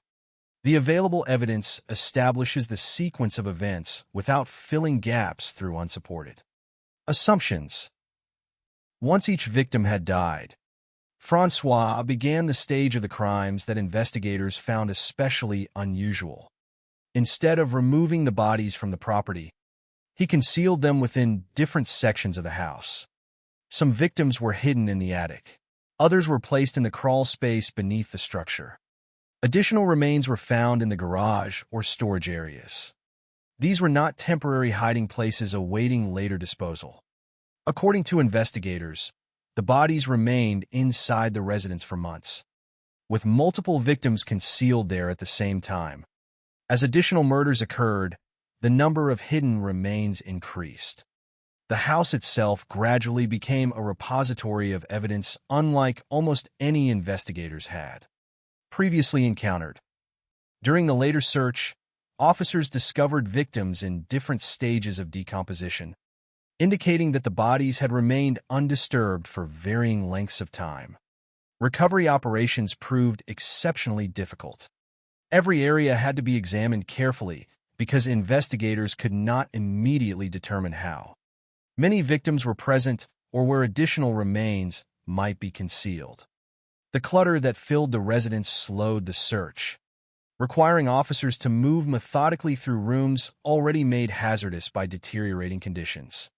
The overwhelming odor inside the house became one of the defining memories reported by investigators. Officers described an environment so saturated with decomposition and accumulated waste that protective masks became necessary during the recovery process. Initially, some investigators believed the smell might originate from dead animals or years of neglected garbage. Only after human remains were located did the true source become unmistakably clear. As additional victims were discovered throughout the property, the scale of the crimes became increasingly apparent. What had begun as the search for evidence connected to missing women transformed into one of the most disturbing homicide scenes in New York's history. Perhaps no question has generated more public discussion than how Francois managed to conceal the bodies while continuing to live with his family. His parents and sister remained in the house during the period covered by the murders. Understandably, many observers asked how such a situation could have gone unnoticed. The investigation addressed this issue carefully. Authorities stated that they found no evidence indicating that Francois' parents or sister knowingly participated in the murders or knew that human remains had been hidden within the home, rather than suggesting criminal involvement by family members. Investigators pointed to several practical factors that may explain why the concealment persisted. First, the house already suffered from extremely poor sanitary conditions. Garbage and clutter had accumulated throughout portions of the residence long before police executed the search warrant. Second, Kendall Francois himself was widely known for exceptionally poor personal hygiene. Co-workers and acquaintances consistently described an overpowering body odor that earned him the nickname Stinky. Investigators believe this long-standing odor may have contributed to normalizing unpleasant smells within the household. Third, the remains were concealed in locations such as the attic, crawl space, garage, and storage areas, places that family members may have entered in frequently or not at all. Taken together, these circumstances offered investigators a possible explanation, though they did not eliminate the profound shock experienced by both the public and law enforcement after the crimes were revealed. Another striking aspect of the case was the apparent contrast between Francois' secret activities and his outward routine. Throughout the period between October 1996 and August 1998, he continued living an ordinary daily life. He remained in the same neighborhood. He interacted with people who knew him casually. There was no attempt to abandon the house or disappear following the killings. Each day, he returned to the same residence that concealed the evidence of multiple murders. That routine continued uninterrupted until September 1998. The investigation has never established a clear motive beyond the crimes themselves. During questioning, Francois accepted responsibility for the murders, but did not provide investigators with a documented explanation that fully accounted for his actions. Public records contain no evidence that the killings were committed for financial gain, nor is there evidence that they were part of any organized ritual. Responsible examination of the case therefore avoids assigning motives unsupported by the investigation. The available facts demonstrate what occurred, but they do not fully explain why. This distinction remains important because speculation, however tempting, can obscure rather than clarify the historical record. As months pass between the first confirmed victim in October 1996 and the last confirmed victims in August 1998, life in Poughkeepsie continued much as before. Residents went to work, children attended school, and neighbors passed the Fulton Avenue house without realizing what it contained. Meanwhile, investigators worked individual missing person cases that had not yet converged into a single investigation. The women who disappeared shared similar vulnerabilities, but those similarities alone were not enough to identify a serial offender. Without witnesses or physical evidence pointing toward one suspect, detectives lacked the critical breakthrough needed to connect the cases. Hidden behind the walls of 99 Fulton Avenue, the answers remained just beyond their reach. Yet the concealment could not continue indefinitely. The chain of events that had allowed Francois to operate for nearly 2 years was about to break. It would not happen because someone discovered the bodies by accident or because investigators uncovered new forensic evidence. Instead, it would happen because one woman survived an encounter that investigators believe was intended to end the same way as the others. Her determination, presence of mind, and willingness to speak with police would transform a series of isolated disappearances into a unified investigation. Within days, detectives would stand inside the Fulton Avenue house, confronting the unimaginable reality that had remained hidden there all along. And the quiet residence that had concealed so much suffering would finally surrender its secrets. For much of the period between late 1996 and the summer of 1998, the investigation into the disappearances of several women in Poughkeepsie did not resemble the pursuit of a serial killer. Instead, detectives were confronted with a series of individual missing person cases, each carrying its own uncertainties, timelines, and investigative challenges. There was no obvious crime scene connecting the victims. There were no witnesses describing a single recurring suspect. There was no physical evidence immediately linking one disappearance to another. Looking back after Kendall Francois' arrest, the pattern appears painfully clear. At the time, however, investigators had only fragments of information, and those fragments did not yet fit together. Understanding how the investigation developed requires appreciating the limitations detectives faced. Before September 1998, every missing person investigation begins with questions rather than answers. Detectives seek to determine when the individual was last seen, who they were with, where they were expected to go, and whether there are signs suggesting voluntary absence or criminal involvement. In the Kendall Francois case, many of the women who disappeared lived lives marked by instability. Several struggled with drug addiction. Others engaged in sex work. Some experienced homelessness or severe financial hardship. These circumstances created investigative complications that are well recognized in law enforcement. People living under such conditions may not maintain consistent contact with relatives or friends. They may change temporary residences frequently, spend nights in different locations, or disappear from familiar places for periods of time before returning. Consequently, the point at which a disappearance becomes clearly unusual may arrive later than in cases involving individuals with highly predictable routines. That delay can significantly reduce opportunities to collect fresh evidence or identify reliable witnesses. During late 1996, investigators examined the disappearance of Wendy Myers. At that stage, there was no established reason to believe her case represented the beginning of a larger pattern. When Gina Barone and Catherine Marsh disappeared the following month, detectives worked to understand each case on its own merits. The similarities between the victims were not yet sufficient to conclude that they had encountered the same offender. Even experienced investigators must avoid prematurely connecting unrelated cases, because doing so can misdirect resources and overlook alternative explanations. Every investigation, therefore, proceeded according to the available evidence rather than assumptions. The same process continued into 1997.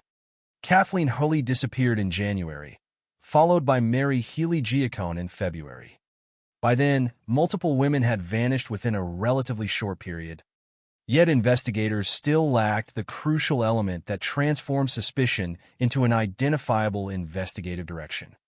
They had no suspect, no vehicle consistently associated with the disappearances, no forensic evidence connecting the victims, and no surviving witness capable of describing what had happened. Without those pieces, detectives could observe similarities while remaining unable to prove they were dealing with one offender. The challenge was compounded by the nature of the victims' daily lives. Many of the women spent time in downtown Poughkeepsie, where encounters with unfamiliar people were common. According to the later investigation, Kendall Francois deliberately took advantage of that environment. He drove through areas where sex workers were known to gather, approached women who appeared vulnerable, and persuaded them to accompany him to his home. Because these encounters involved individuals who often interacted with strangers as part of daily survival, identifying one specific meeting after a disappearance became exceptionally difficult. By the time investigators attempted to reconstruct a victim's final movements, potential witnesses might no longer remember details, or they might never have realized they had observed anything significant in the first place. Another obstacle lay in the absence of crime scenes outside Francois' residence. Many homicide investigations begin with the discovery of a body. Forensic specialists examine the location, collect biological evidence, identify injuries, and search for objects or trace material left behind by the offender. None of those opportunities existed here because the bodies were not abandoned in public places. Instead, according to the investigation, Francois concealed each victim inside his family home. As a result, detectives investigating disappearances had no homicide scene to examine and no physical evidence indicating that murder had occurred. Without the discovery of the victims, many investigative avenues simply did not exist. During this period, law enforcement officers continued searching for missing women while attempting to determine whether any meaningful connections existed between their cases. Detectives compared reports, reviewed timelines, and considered similarities in victim profiles. The women shared certain vulnerabilities. Most had experienced addiction, financial hardship, homelessness, or involvement in sex work. They disappeared from the same general community over a period of less than 2 years. These observations gradually increased concern that the city might be facing more than isolated disappearances. Still, concern alone could not solve the investigation. Detectives required evidence that would identify a suspect or reveal where the missing women had gone. As 1997 passed and in 1998, another development influenced investigators' thinking. The disappearances continued. Sandra Jean French disappeared in June 1998. During August, Audrey Pugliese and Katina Newmaster also vanished. The accumulation of cases made coincidence increasingly difficult to accept. Investigators began looking more closely for recurring circumstances that might connect the women. Yet despite growing suspicion, they still lacked the breakthrough needed to transform theory into proof. Every investigation eventually reaches a point where progress depends upon one critical piece of information. Sometimes it comes from forensic evidence. Sometimes it comes from a witness who remembers an overlooked detail. Sometimes it comes from advances in technology unavailable when the investigation first began. In the Kendall Francois case, that breakthrough would come from extraordinary human courage. Before that moment arrived, however, detectives continued their work with remarkable persistence despite limited evidence. They distributed missing person information throughout the community, hoping someone might recognize a face, recall an encounter, or provide information leading to one of the missing women. These efforts reflected an important reality often overlooked in retrospective accounts. Investigators did not know what the audience knows today. They were not searching for a serial killer hidden inside a house on Fulton Avenue, because they had no reason yet to suspect such an unimaginable scenario. They were searching for missing people, following every available lead while attempting to determine whether those leads pointed toward a shared explanation. The investigation therefore advanced gradually rather than dramatically. Files accumulated. Interviews continued. Comparisons between cases became more frequent. Detectives remained alert to the possibility that someone within the community possessed information they did not realize was important, unknown to them. The evidence capable of solving the entire investigation remained concealed inside a single residence only a short distance away. Meanwhile, Kendall Francois continued his ordinary routine. According to the investigation, he still lived with his parents and sister at 99 Fulton Avenue. Neighbors continued seeing him in the community. There was no sudden disappearance, no effort to flee, and no public behavior that immediately drew investigators toward him. His ability to maintain the appearance of a quiet, unremarkable resident while concealing multiple victims inside his home remains one of the most unsettling aspects of the case. The contrast between appearance and reality delayed suspicion, allowing the investigation to proceed without identifying him as a person of interest. Yet even the most carefully concealed crimes often depend upon circumstances remaining under the offender's control. In serial homicide investigations, that control is frequently broken not by planning, but by chance, resistance, or survival. For Kendall Francois, that moment arrived on September 1st, 1998. He encountered a woman named Christine Sala and persuaded her to accompany him to his house. According to the investigation, what followed resembled the pattern established in the earlier murders. But this time, events unfolded differently. Instead of becoming another missing person whose disappearance investigators would struggle to explain, Christine Sala Serbaid, her ability to remain calm during the attack, convinced Francois to drive her away from the house. An escape near a gas station would fundamentally change the course of the investigation. By reaching two detectives who happened to be distributing missing person flyers nearby, she provided the information investigators had been searching for throughout nearly 2 years of disappearances. For the first time, detectives had a suspect, a location, and a direct witness capable of describing the man responsible for the assault. The separate investigations that had occupied so much of their effort were finally about to converge into a single case. Within hours, attention would turn toward the quiet house on Fulton Avenue, and the investigation that had begun with unanswered disappearances would enter its final and most shocking chapter. By the end of August 1998, Investigators in Poughkeepsie had become increasingly concerned by the growing number of women who had disappeared over the previous 2 years. They suspected that at least some of the cases might be connected, yet suspicion alone could not identify the person responsible. There was still no witness who had survived an encounter with the unknown offender. No crime scene pointing toward a single suspect, and no physical evidence leading detectives to the house on Fulton Avenue. The investigation had reached a point where progress depended on a single breakthrough, though no one could predict where it would come from. That breakthrough arrived on September 1, 1998, not through advanced forensic science or a chance discovery, but through the courage and composure of one woman who refused to become another missing person.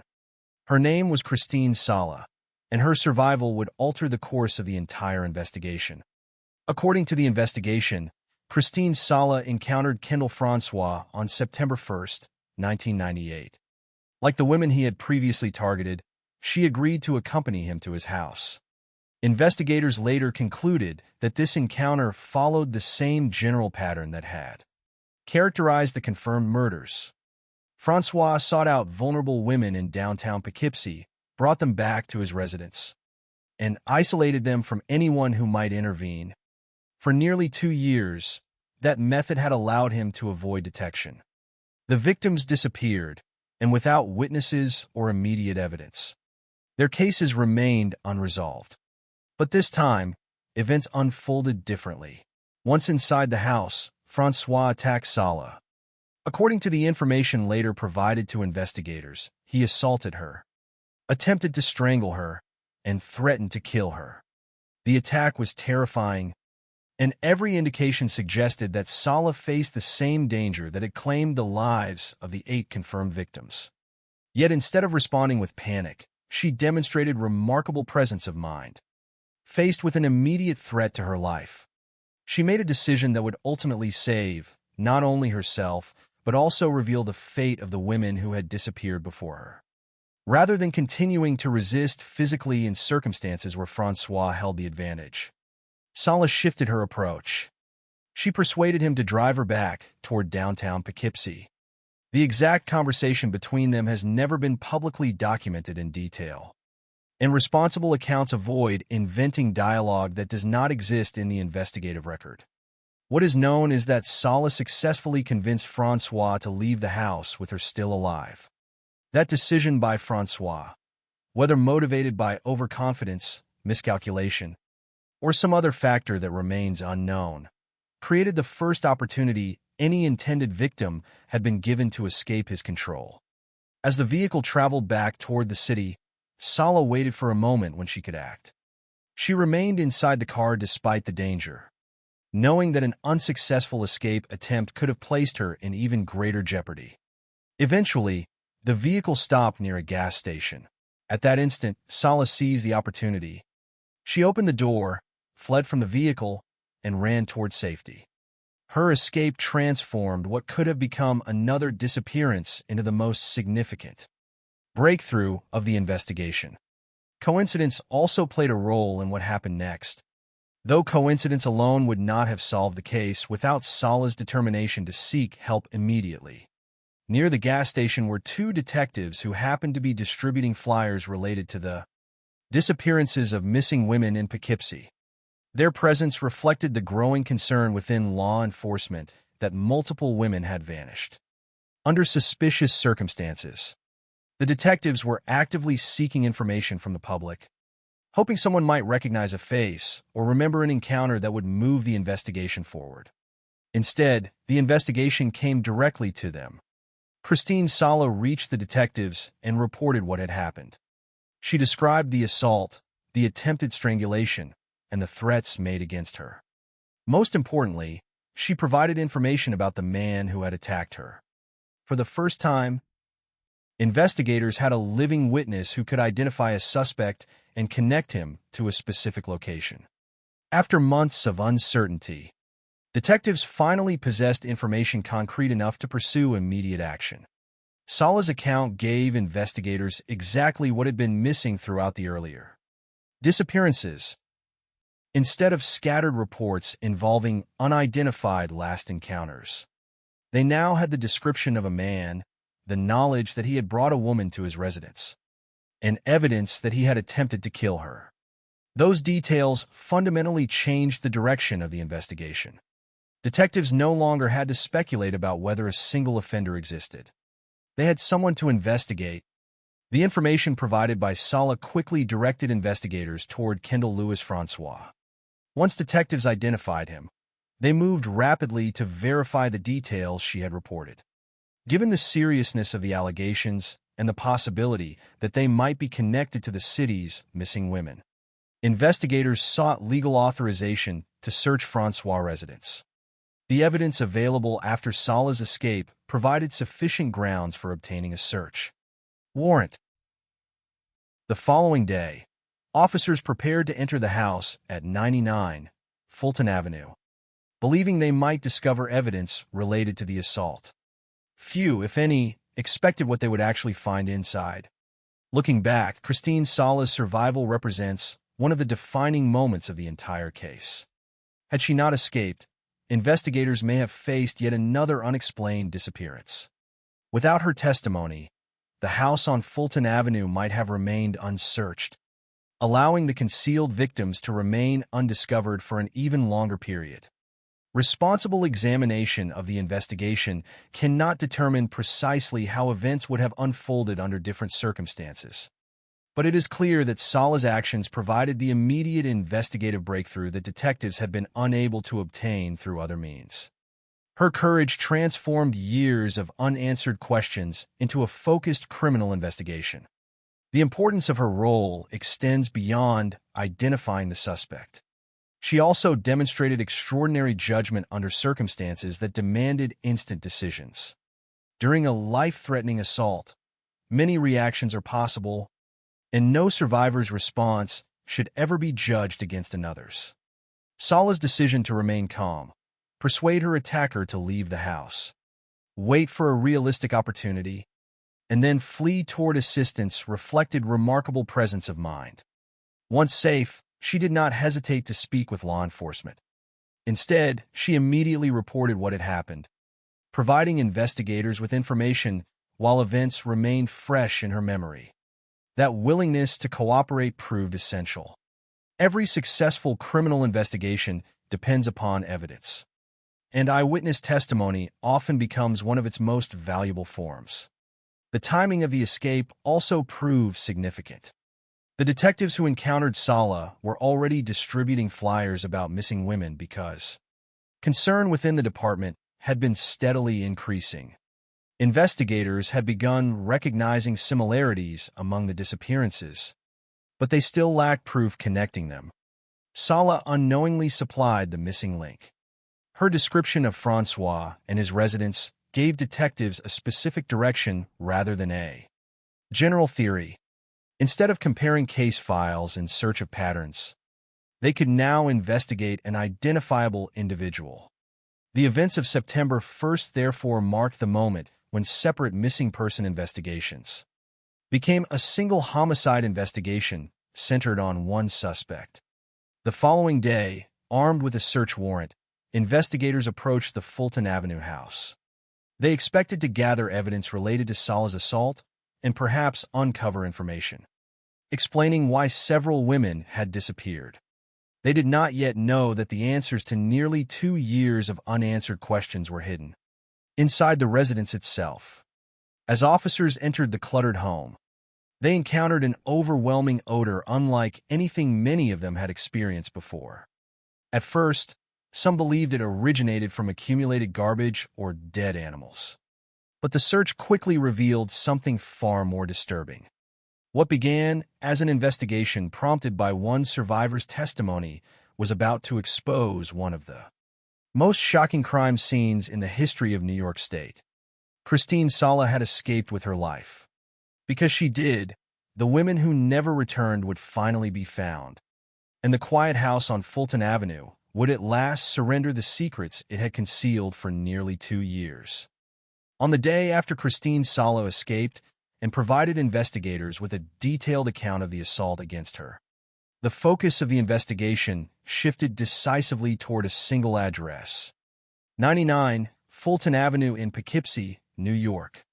For nearly 2 years, detectives had worked through a growing number of disappearances involving vulnerable women. They had compared case files, followed individual leads, and gradually become concerned that the city might be facing a serial offender. Yet despite those suspicions, they still lacked the evidence necessary to identify a suspect or explain what had happened to the missing women. Sala's testimony changed everything. Her account provided investigators with a specific individual, a location, and allegations serious enough to justify a search warrant. What officers expected to discover inside the residence remained uncertain. What they actually found would transform the investigation into one of the most disturbing homicide cases in New York's history. When investigators entered the house on Fulton Avenue, they immediately encountered an environment unlike an ordinary family residence. The home was heavily cluttered, filled with accumulated belongings and garbage that reflected years of poor maintenance. The disorder itself complicated movement through the building, requiring officers to proceed carefully as they executed the warrant. Almost immediately, another detail demanded their attention. The odor inside the residence was overwhelming. Officers later described an intense smell that permeated the entire structure. Initially, some believed it might be caused by years of accumulated waste or perhaps dead animals hidden somewhere within the house. Given the known condition of the property, that explanation did not seem unreasonable at first. However, as investigators continued their search, it became clear that the source of the odor was far more horrifying than anyone had anticipated. During the search, officers discovered the first human remains concealed within the residence. That discovery fundamentally changed the nature of the investigation. The search was no longer focused solely on an assault against Christine Sala or the possibility that evidence related to missing persons might exist inside the house. It had become the examination of an active homicide scene. Investigators immediately expanded their efforts, recognizing that additional evidence could be hidden elsewhere in the residence. As the search continued, they located more human remains in different areas of the house. Some victims had been concealed in the attic. Others were found in the crawl space beneath the home. Additional remains were recovered from the garage and storage areas. By the conclusion of the search, investigators had located the remains of 8 women. Each discovery reinforced the realization that the disappearances which had troubled the community for nearly 2 years were not isolated incidents but part of a single series of murders committed by one individual. The recovery operation proved exceptionally difficult. The victims had remained concealed inside the house for varying lengths of time, leaving investigators to work among remains in different stages of decomposition. The cluttered condition of the residence complicated every aspect of the search. Officers moved carefully through storage areas, attics, and confined spaces to ensure that no evidence was overlooked. According to investigators, the odor inside the residence became so intense that protective masks were necessary during the recovery process. Recovering all of the victims required considerable time because each area of the house had to be examined systematically.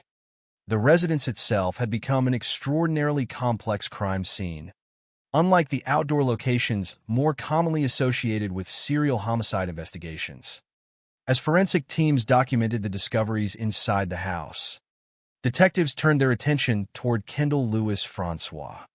By this stage, the physical evidence found inside his residence, combined with Christine Sala's testimony, had dramatically altered the investigation. During questioning, Francois ultimately admitted responsibility for the murders. According to the investigation, he acknowledged killing the women by manually strangling them. His admissions confirmed what investigators had already begun reconstructing through the evidence recovered from the house. At the same time, his statements left important questions unanswered. Francois did not provide investigators with a clear, comprehensive explanation for why he committed the murders. Public records do not establish a single motive that fully accounts for his actions. There was no evidence indicating that the crimes were committed for financial gain. Investigators also found no public evidence suggesting that the murders formed part of any organized ritual or ideological purpose. The available record establishes what happened, but does not provide a definitive explanation for why Francois chose to kill the women he targeted. That absence of a clearly established motive has remained one of the enduring aspects of the case. During the investigation, authorities also considered the disappearance of Michelle Eason, a woman who had vanished in 1997.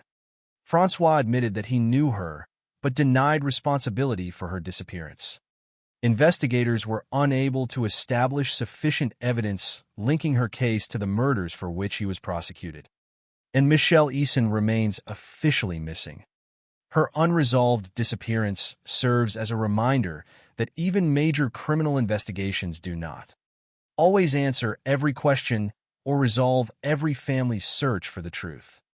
Following the investigation and Francois' admissions, the case moved into the judicial process. In 2000, Kendall Francois entered guilty pleas to 8 counts of first-degree murder. Rather than proceeding through a lengthy trial in which prosecutors would attempt to prove every count before a jury, Francois chose to admit responsibility. According to the available record, this decision resulted in prosecutors no longer pursuing the death penalty. Guilty pleas in serious criminal cases often spare victims' families the emotional burden of extended courtroom proceedings and repeated presentation of disturbing evidence. Although every case is different and families respond to such outcomes in different ways. In the Francois case, the guilty pleas also eliminated uncertainty regarding his responsibility for the 8 confirmed murders. The court subsequently imposed one of the most severe sentences available under the law. Francois received 8 consecutive life sentences, 1 for each confirmed victim.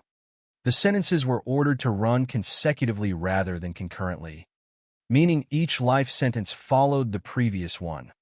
In addition, the court determined that Francois would not be eligible for parole. The sentence ensured that he would spend the remainder of his life in prison.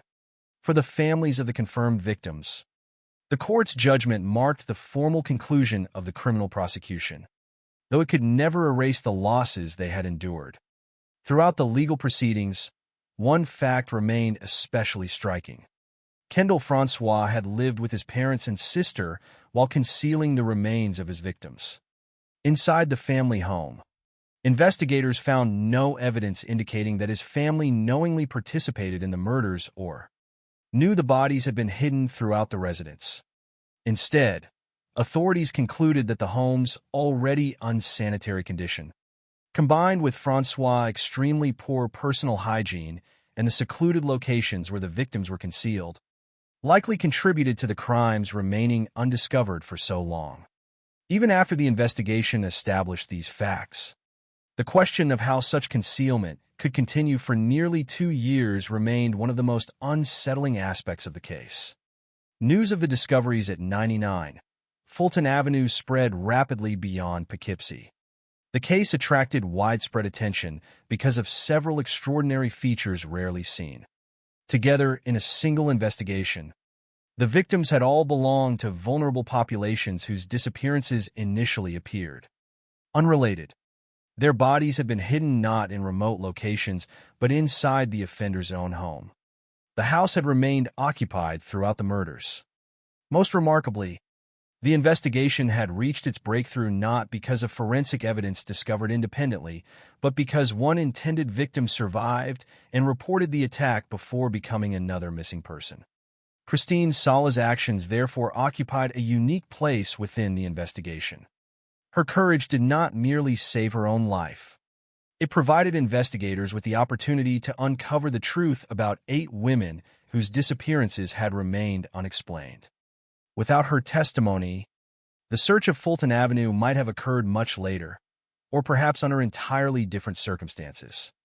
Her survival became the turning point upon which the entire investigation depended. By the conclusion of the court proceedings, the legal questions had largely been answered. Kendall Francois had admitted responsibility, received 8 consecutive life sentences without the possibility of parole, and been removed permanently from society. Yet, beyond the courtroom, other questions continued to resonate. How had the disappearances gone unconnected for so long? What lessons should investigators and communities draw from the vulnerability of the victims? Could additional disappearances have been prevented if the pattern had been recognized earlier? Those questions extended beyond one criminal case and into broader conversations about how society responds when people living on its margins disappear. The legal process had reached its conclusion, but the legacy of the case and the difficult lessons it carried was only beginning to be understood. When the legal proceedings against Kendall Louis Francois concluded, the criminal justice system had delivered its final judgment. Francois had admitted responsibility for the murders of 8 women, and the court had sentenced him to 8 consecutive life sentences without the possibility of parole. From a legal perspective, the case was resolved. The offender had been identified, the victims had been recovered, and the families had received confirmation of what had happened to their loved ones. Yet the end of a criminal trial does not always mean the end of a case's impact. The Kendall Francois investigation continued to raise difficult questions about missed opportunities, vulnerable victims, and how a person capable of extraordinary violence could remain unnoticed while living an apparently ordinary life. One of the most disturbing aspects of the case was not simply the murders themselves, but the length of time they continued. From October 1996 until August 1998, Francois was able to kill multiple women and conceal their remains inside the house where he lived with his family. The fact that this occurred over nearly 2 years became one of the central subjects of discussion among investigators, criminologists, and the public. How could 8 women disappear without the connection being recognized sooner? How could a man continue returning to the same residence while hiding evidence of his crimes within? These questions do not have simple answers, but the investigation revealed several factors that contributed to the delay in discovering the truth.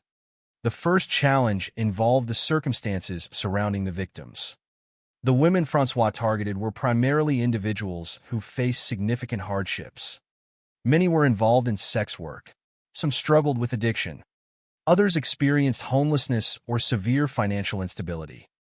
These circumstances created an environment in which disappearances could be more difficult to identify as part of a larger pattern. The issue was not that their lives mattered less, but rather that society and investigative systems have historically faced challenges when responding to disappearances involving marginalized populations. When a person has an unstable lifestyle, investigators must carefully determine whether an absence represents a normal disruption or a dangerous situation. That process can take valuable time. In the Francois case, each disappearance initially appeared to be its own investigation. Detectives did not immediately have evidence proving that the same person was responsible. The victims disappeared at different times. There were no public crime scenes connecting them. There was no known suspect repeatedly seen with them. Without those connections, investigators had to work through individual cases using the information available at each moment. Looking back, after the discovery of 99 Fulton Avenue, the similarities between the victims appear obvious. However, investigations are rarely conducted with the benefit of hindsight. Detectives must make decisions based on evidence, not conclusions that become clear only after a suspect is identified. Another factor that made the case unusual was Francois himself. He did not fit the image many people expected of a serial offender. Neighbors described him as quiet and polite. He was not known publicly as someone who frequently engaged in violence or caused serious disturbances. He had attended college, worked at a local high school, and maintained a routine that appeared ordinary from the outside. This contrast between appearance and reality became one of the most unsettling elements of the case. It demonstrated that extreme criminal behavior can exist behind an outward appearance that seems normal to casual observers. At the same time, there were signs that, in retrospect, attracted attention. People who worked with Francois remembered his severe hygiene problems and the strong body odor that led to the nickname Stinky.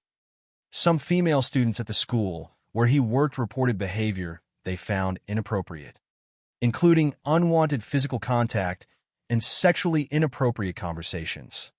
These incidents did not lead to criminal charges, and there is no evidence that anyone who encountered these behaviors had enough information to connect them to future murders.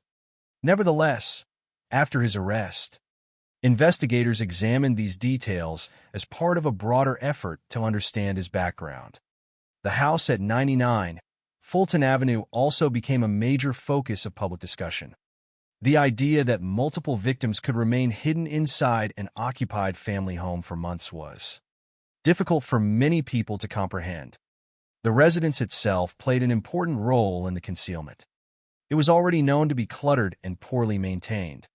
Investigators believed that the existing conditions, combined with Francois' reputation for poor hygiene, may have helped disguise the presence of human remains. The victims were not placed in obvious locations where they would immediately be discovered.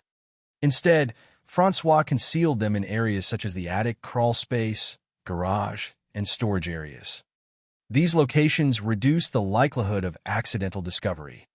Authorities found no evidence that Francois' parents or sister knowingly assisted him or understood what was hidden inside the home. This distinction was important. The crimes belonged to Kendall Francois alone, and investigators did not identify other participants. The fact that family members lived in the residence added to the shock of the case, but the investigation did not establish that they were involved. Another significant element of the case was the role of Christine Sala. Many criminal investigations depend on physical evidence, forensic discoveries, or investigative breakthroughs developed over time. The Francois case was different because the turning point came from a survivor. Sala's escape represented the moment when the investigation moved from uncertainty to action. Her ability to survive the attack, escape from Francois' control, and provide information to detectives changed everything. Without her testimony, investigators may not have had the immediate reason to search 99 Fulton Avenue. Her experience also highlighted the importance of listening to survivors and treating their accounts with urgency. In the aftermath of the case, Christine Sala's role became inseparable from the recovery of the 8 confirmed victims. Her survival allowed investigators to discover the truth that had remained hidden for nearly 2 years. It also ensured that the women whose disappearances had been unresolved were finally identified and returned to their families.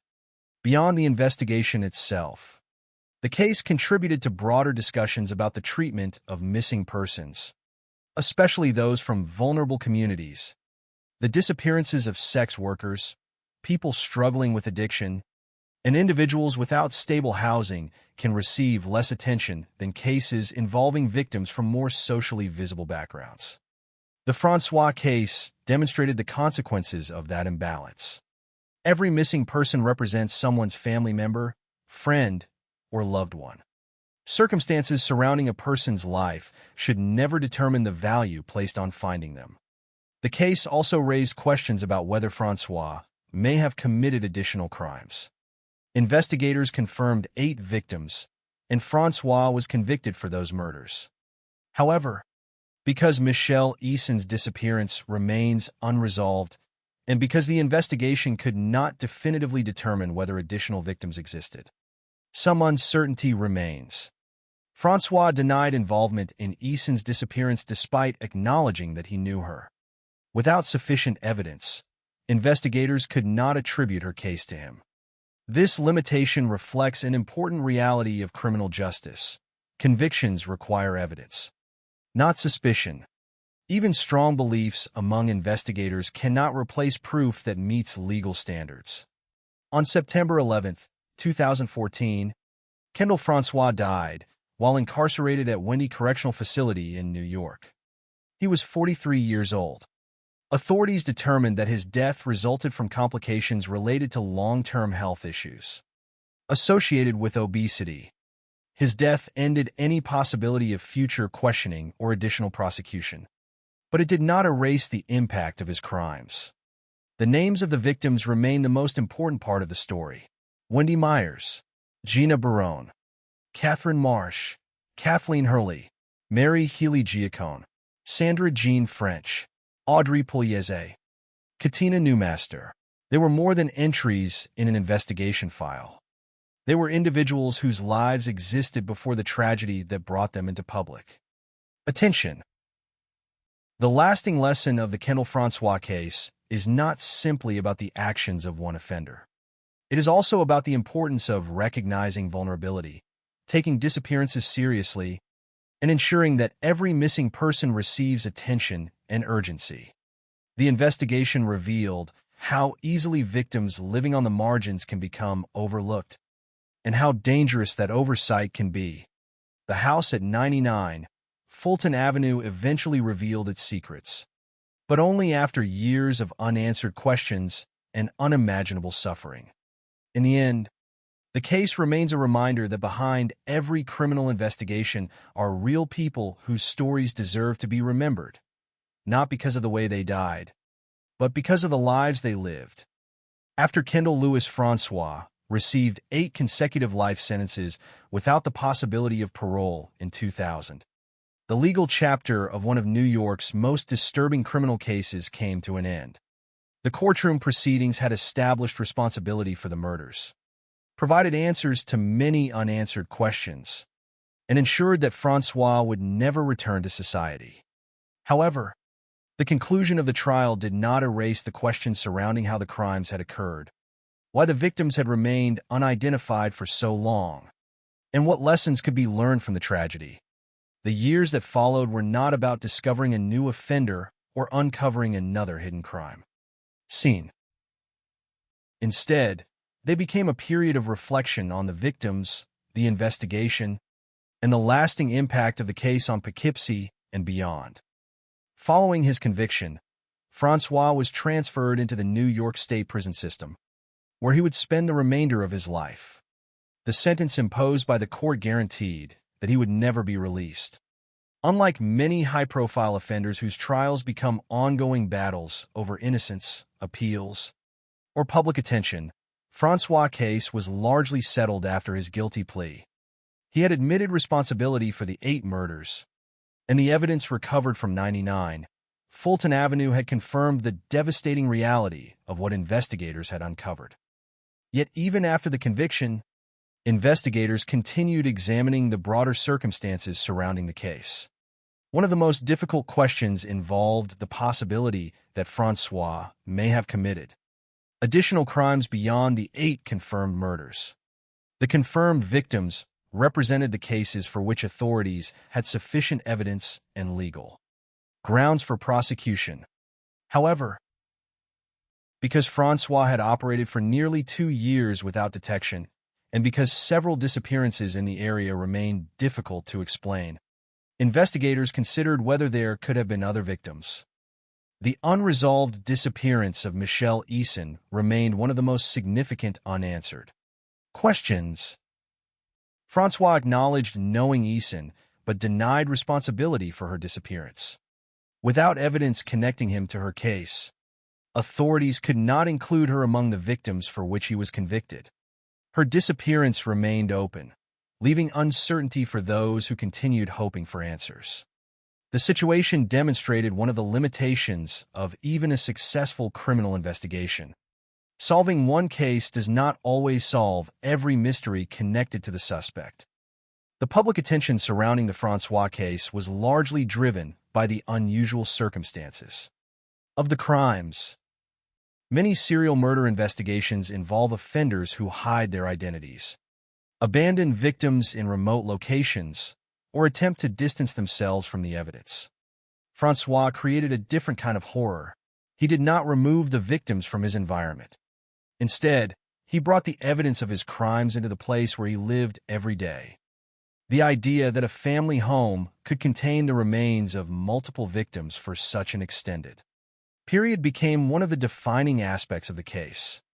The house at 99 Fulton Avenue became a symbol of the hidden nature of the crimes.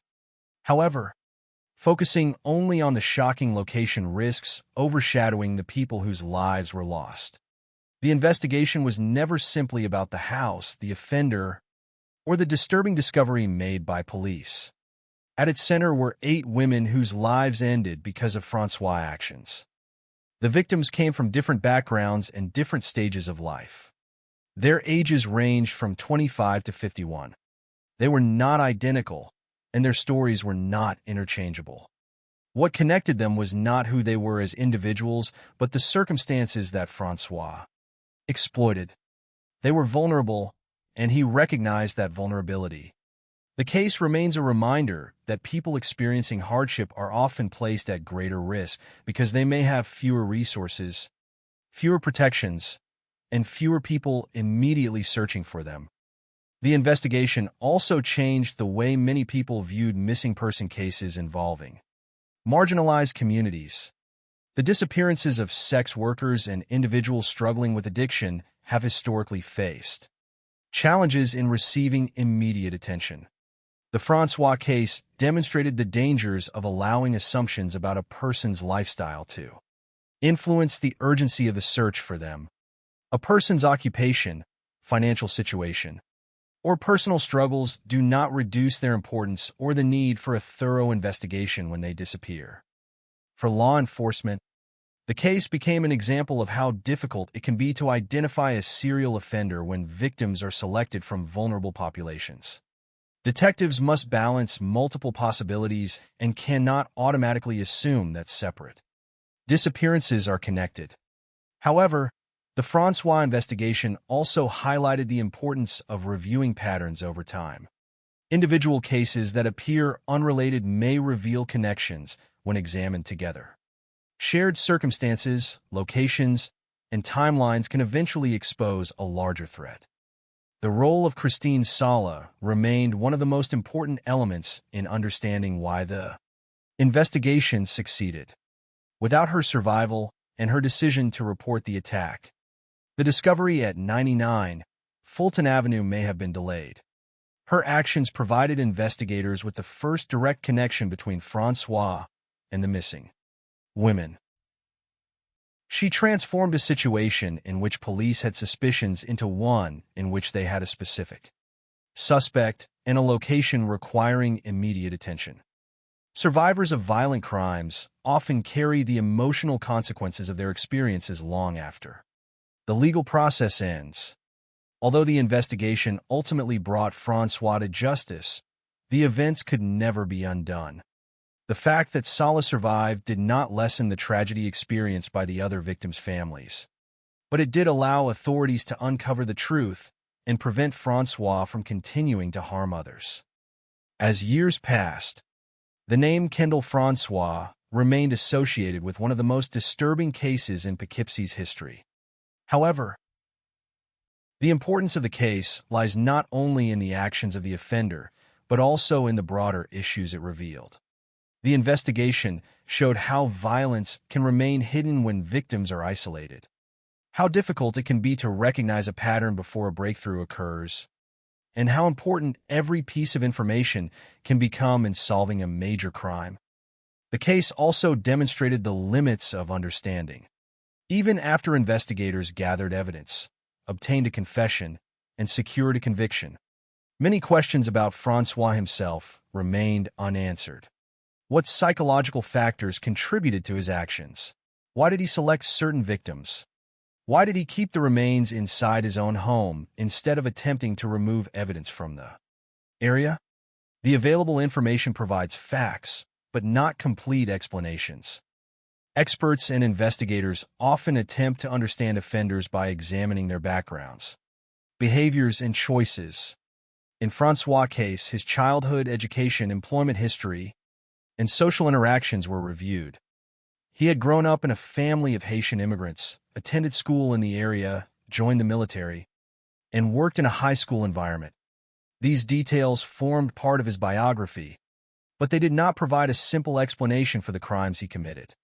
Many people experience difficult circumstances without becoming violent offenders. Understanding background factors is important, but it does not excuse or justify criminal actions. On September 11, 2014, Kendall Francois died while imprisoned at Wendy Correctional Facility in New York. He was 43 years old. His death was attributed to complications from health problems associated with long-term obesity. With his death, investigators lost the possibility of obtaining additional information directly from him. Any unanswered questions about possible additional crimes or his personal motivations could no longer be explored through further interviews. But the conclusion of Francois' life did not mark the conclusion of the victims' stories. Their names remain the central part of the case. Wendy Myers, Gina Barone, Catherine Marsh, Kathleen Hurley, Mary Healy-Giacone, Sandra Jean French, Audrey Pugliese, Katina Newmaster. Each woman represented a life that existed before the crime committed against her. Each had experiences, relationships, memories, and a place within the community. True crime investigations often focus heavily on offenders because their actions create the mystery that drives the search for answers. However, the ultimate purpose of examining cases like Kendall Francois is not to give attention or fascination to the person responsible. It is to understand what happened, remember those who were lost, and recognize the warning signs that may prevent future tragedies. The Poughkeepsie killer case remains one of the most unsettling examples of how ordinary appearances can conceal extraordinary danger. Francois was able to maintain a normal routine while committing acts that shocked investigators and the public. The victims disappeared gradually, their cases initially separated by circumstance and time. The truth emerged only after one woman survived and found the strength to speak. In the end, the story of Kendall Francois is not simply the story of a serial killer. It is the story of 8 women whose lives were taken, of families who waited for answers, of investigators who searched through uncertainty, and of a survivor whose courage changed everything. The case remains a reminder that behind every missing person report is a human life, and behind every investigation is a responsibility to seek the truth. Every criminal investigation eventually reaches a point where the evidence has been collected, the suspect has been identified, and the legal process has ended. For the Kendall Francois case, that moment came when the court sentenced him to 8 consecutive life sentences without the possibility of parole. The investigation that had begun with unanswered disappearances had reached its conclusion. The man responsible for the murders had been held accountable, and the truth about what happened inside the house at 99 Fulton Avenue had finally been revealed. But the end of the legal process did not mean the end of the story. The lasting significance of the Poughkeepsie killer case is not only found in the actions of the offender, but in the lives of the women who were taken, the families who searched for answers, and the lessons learned from one of the most disturbing investigations in New York history. The name Kendall Francois became widely known because of the shocking circumstances surrounding his crimes. A man who appeared quiet and ordinary had secretly committed a series of murders while continuing to live in his family home. The discovery that victims had been hidden inside the residence for nearly 2 years created a level of public disbelief that few cases generate. However, focusing only on the unusual nature of the crime scene risks reducing the victims to a detail within someone else's story. The most important part of understanding this case is recognizing that the women killed by Francois were not simply victims in an investigation file. They were individuals whose lives existed long before their names became associated with a tragedy. Wendy Myers, Gina Barone, Catherine Marsh, Kathleen Hurley, Mary Healy-Giacone, Sandra Jean French, Audrey Pugliese, and Katina Newmaster each had their own histories. Relationships, experiences, and struggles. They were different ages and came from different backgrounds. Their lives cannot be defined only by the circumstances that made them vulnerable to Francois. The investigation revealed that their vulnerability was something he exploited, not something that caused what happened to them. The responsibility belonged entirely to the person who chose to commit the crimes.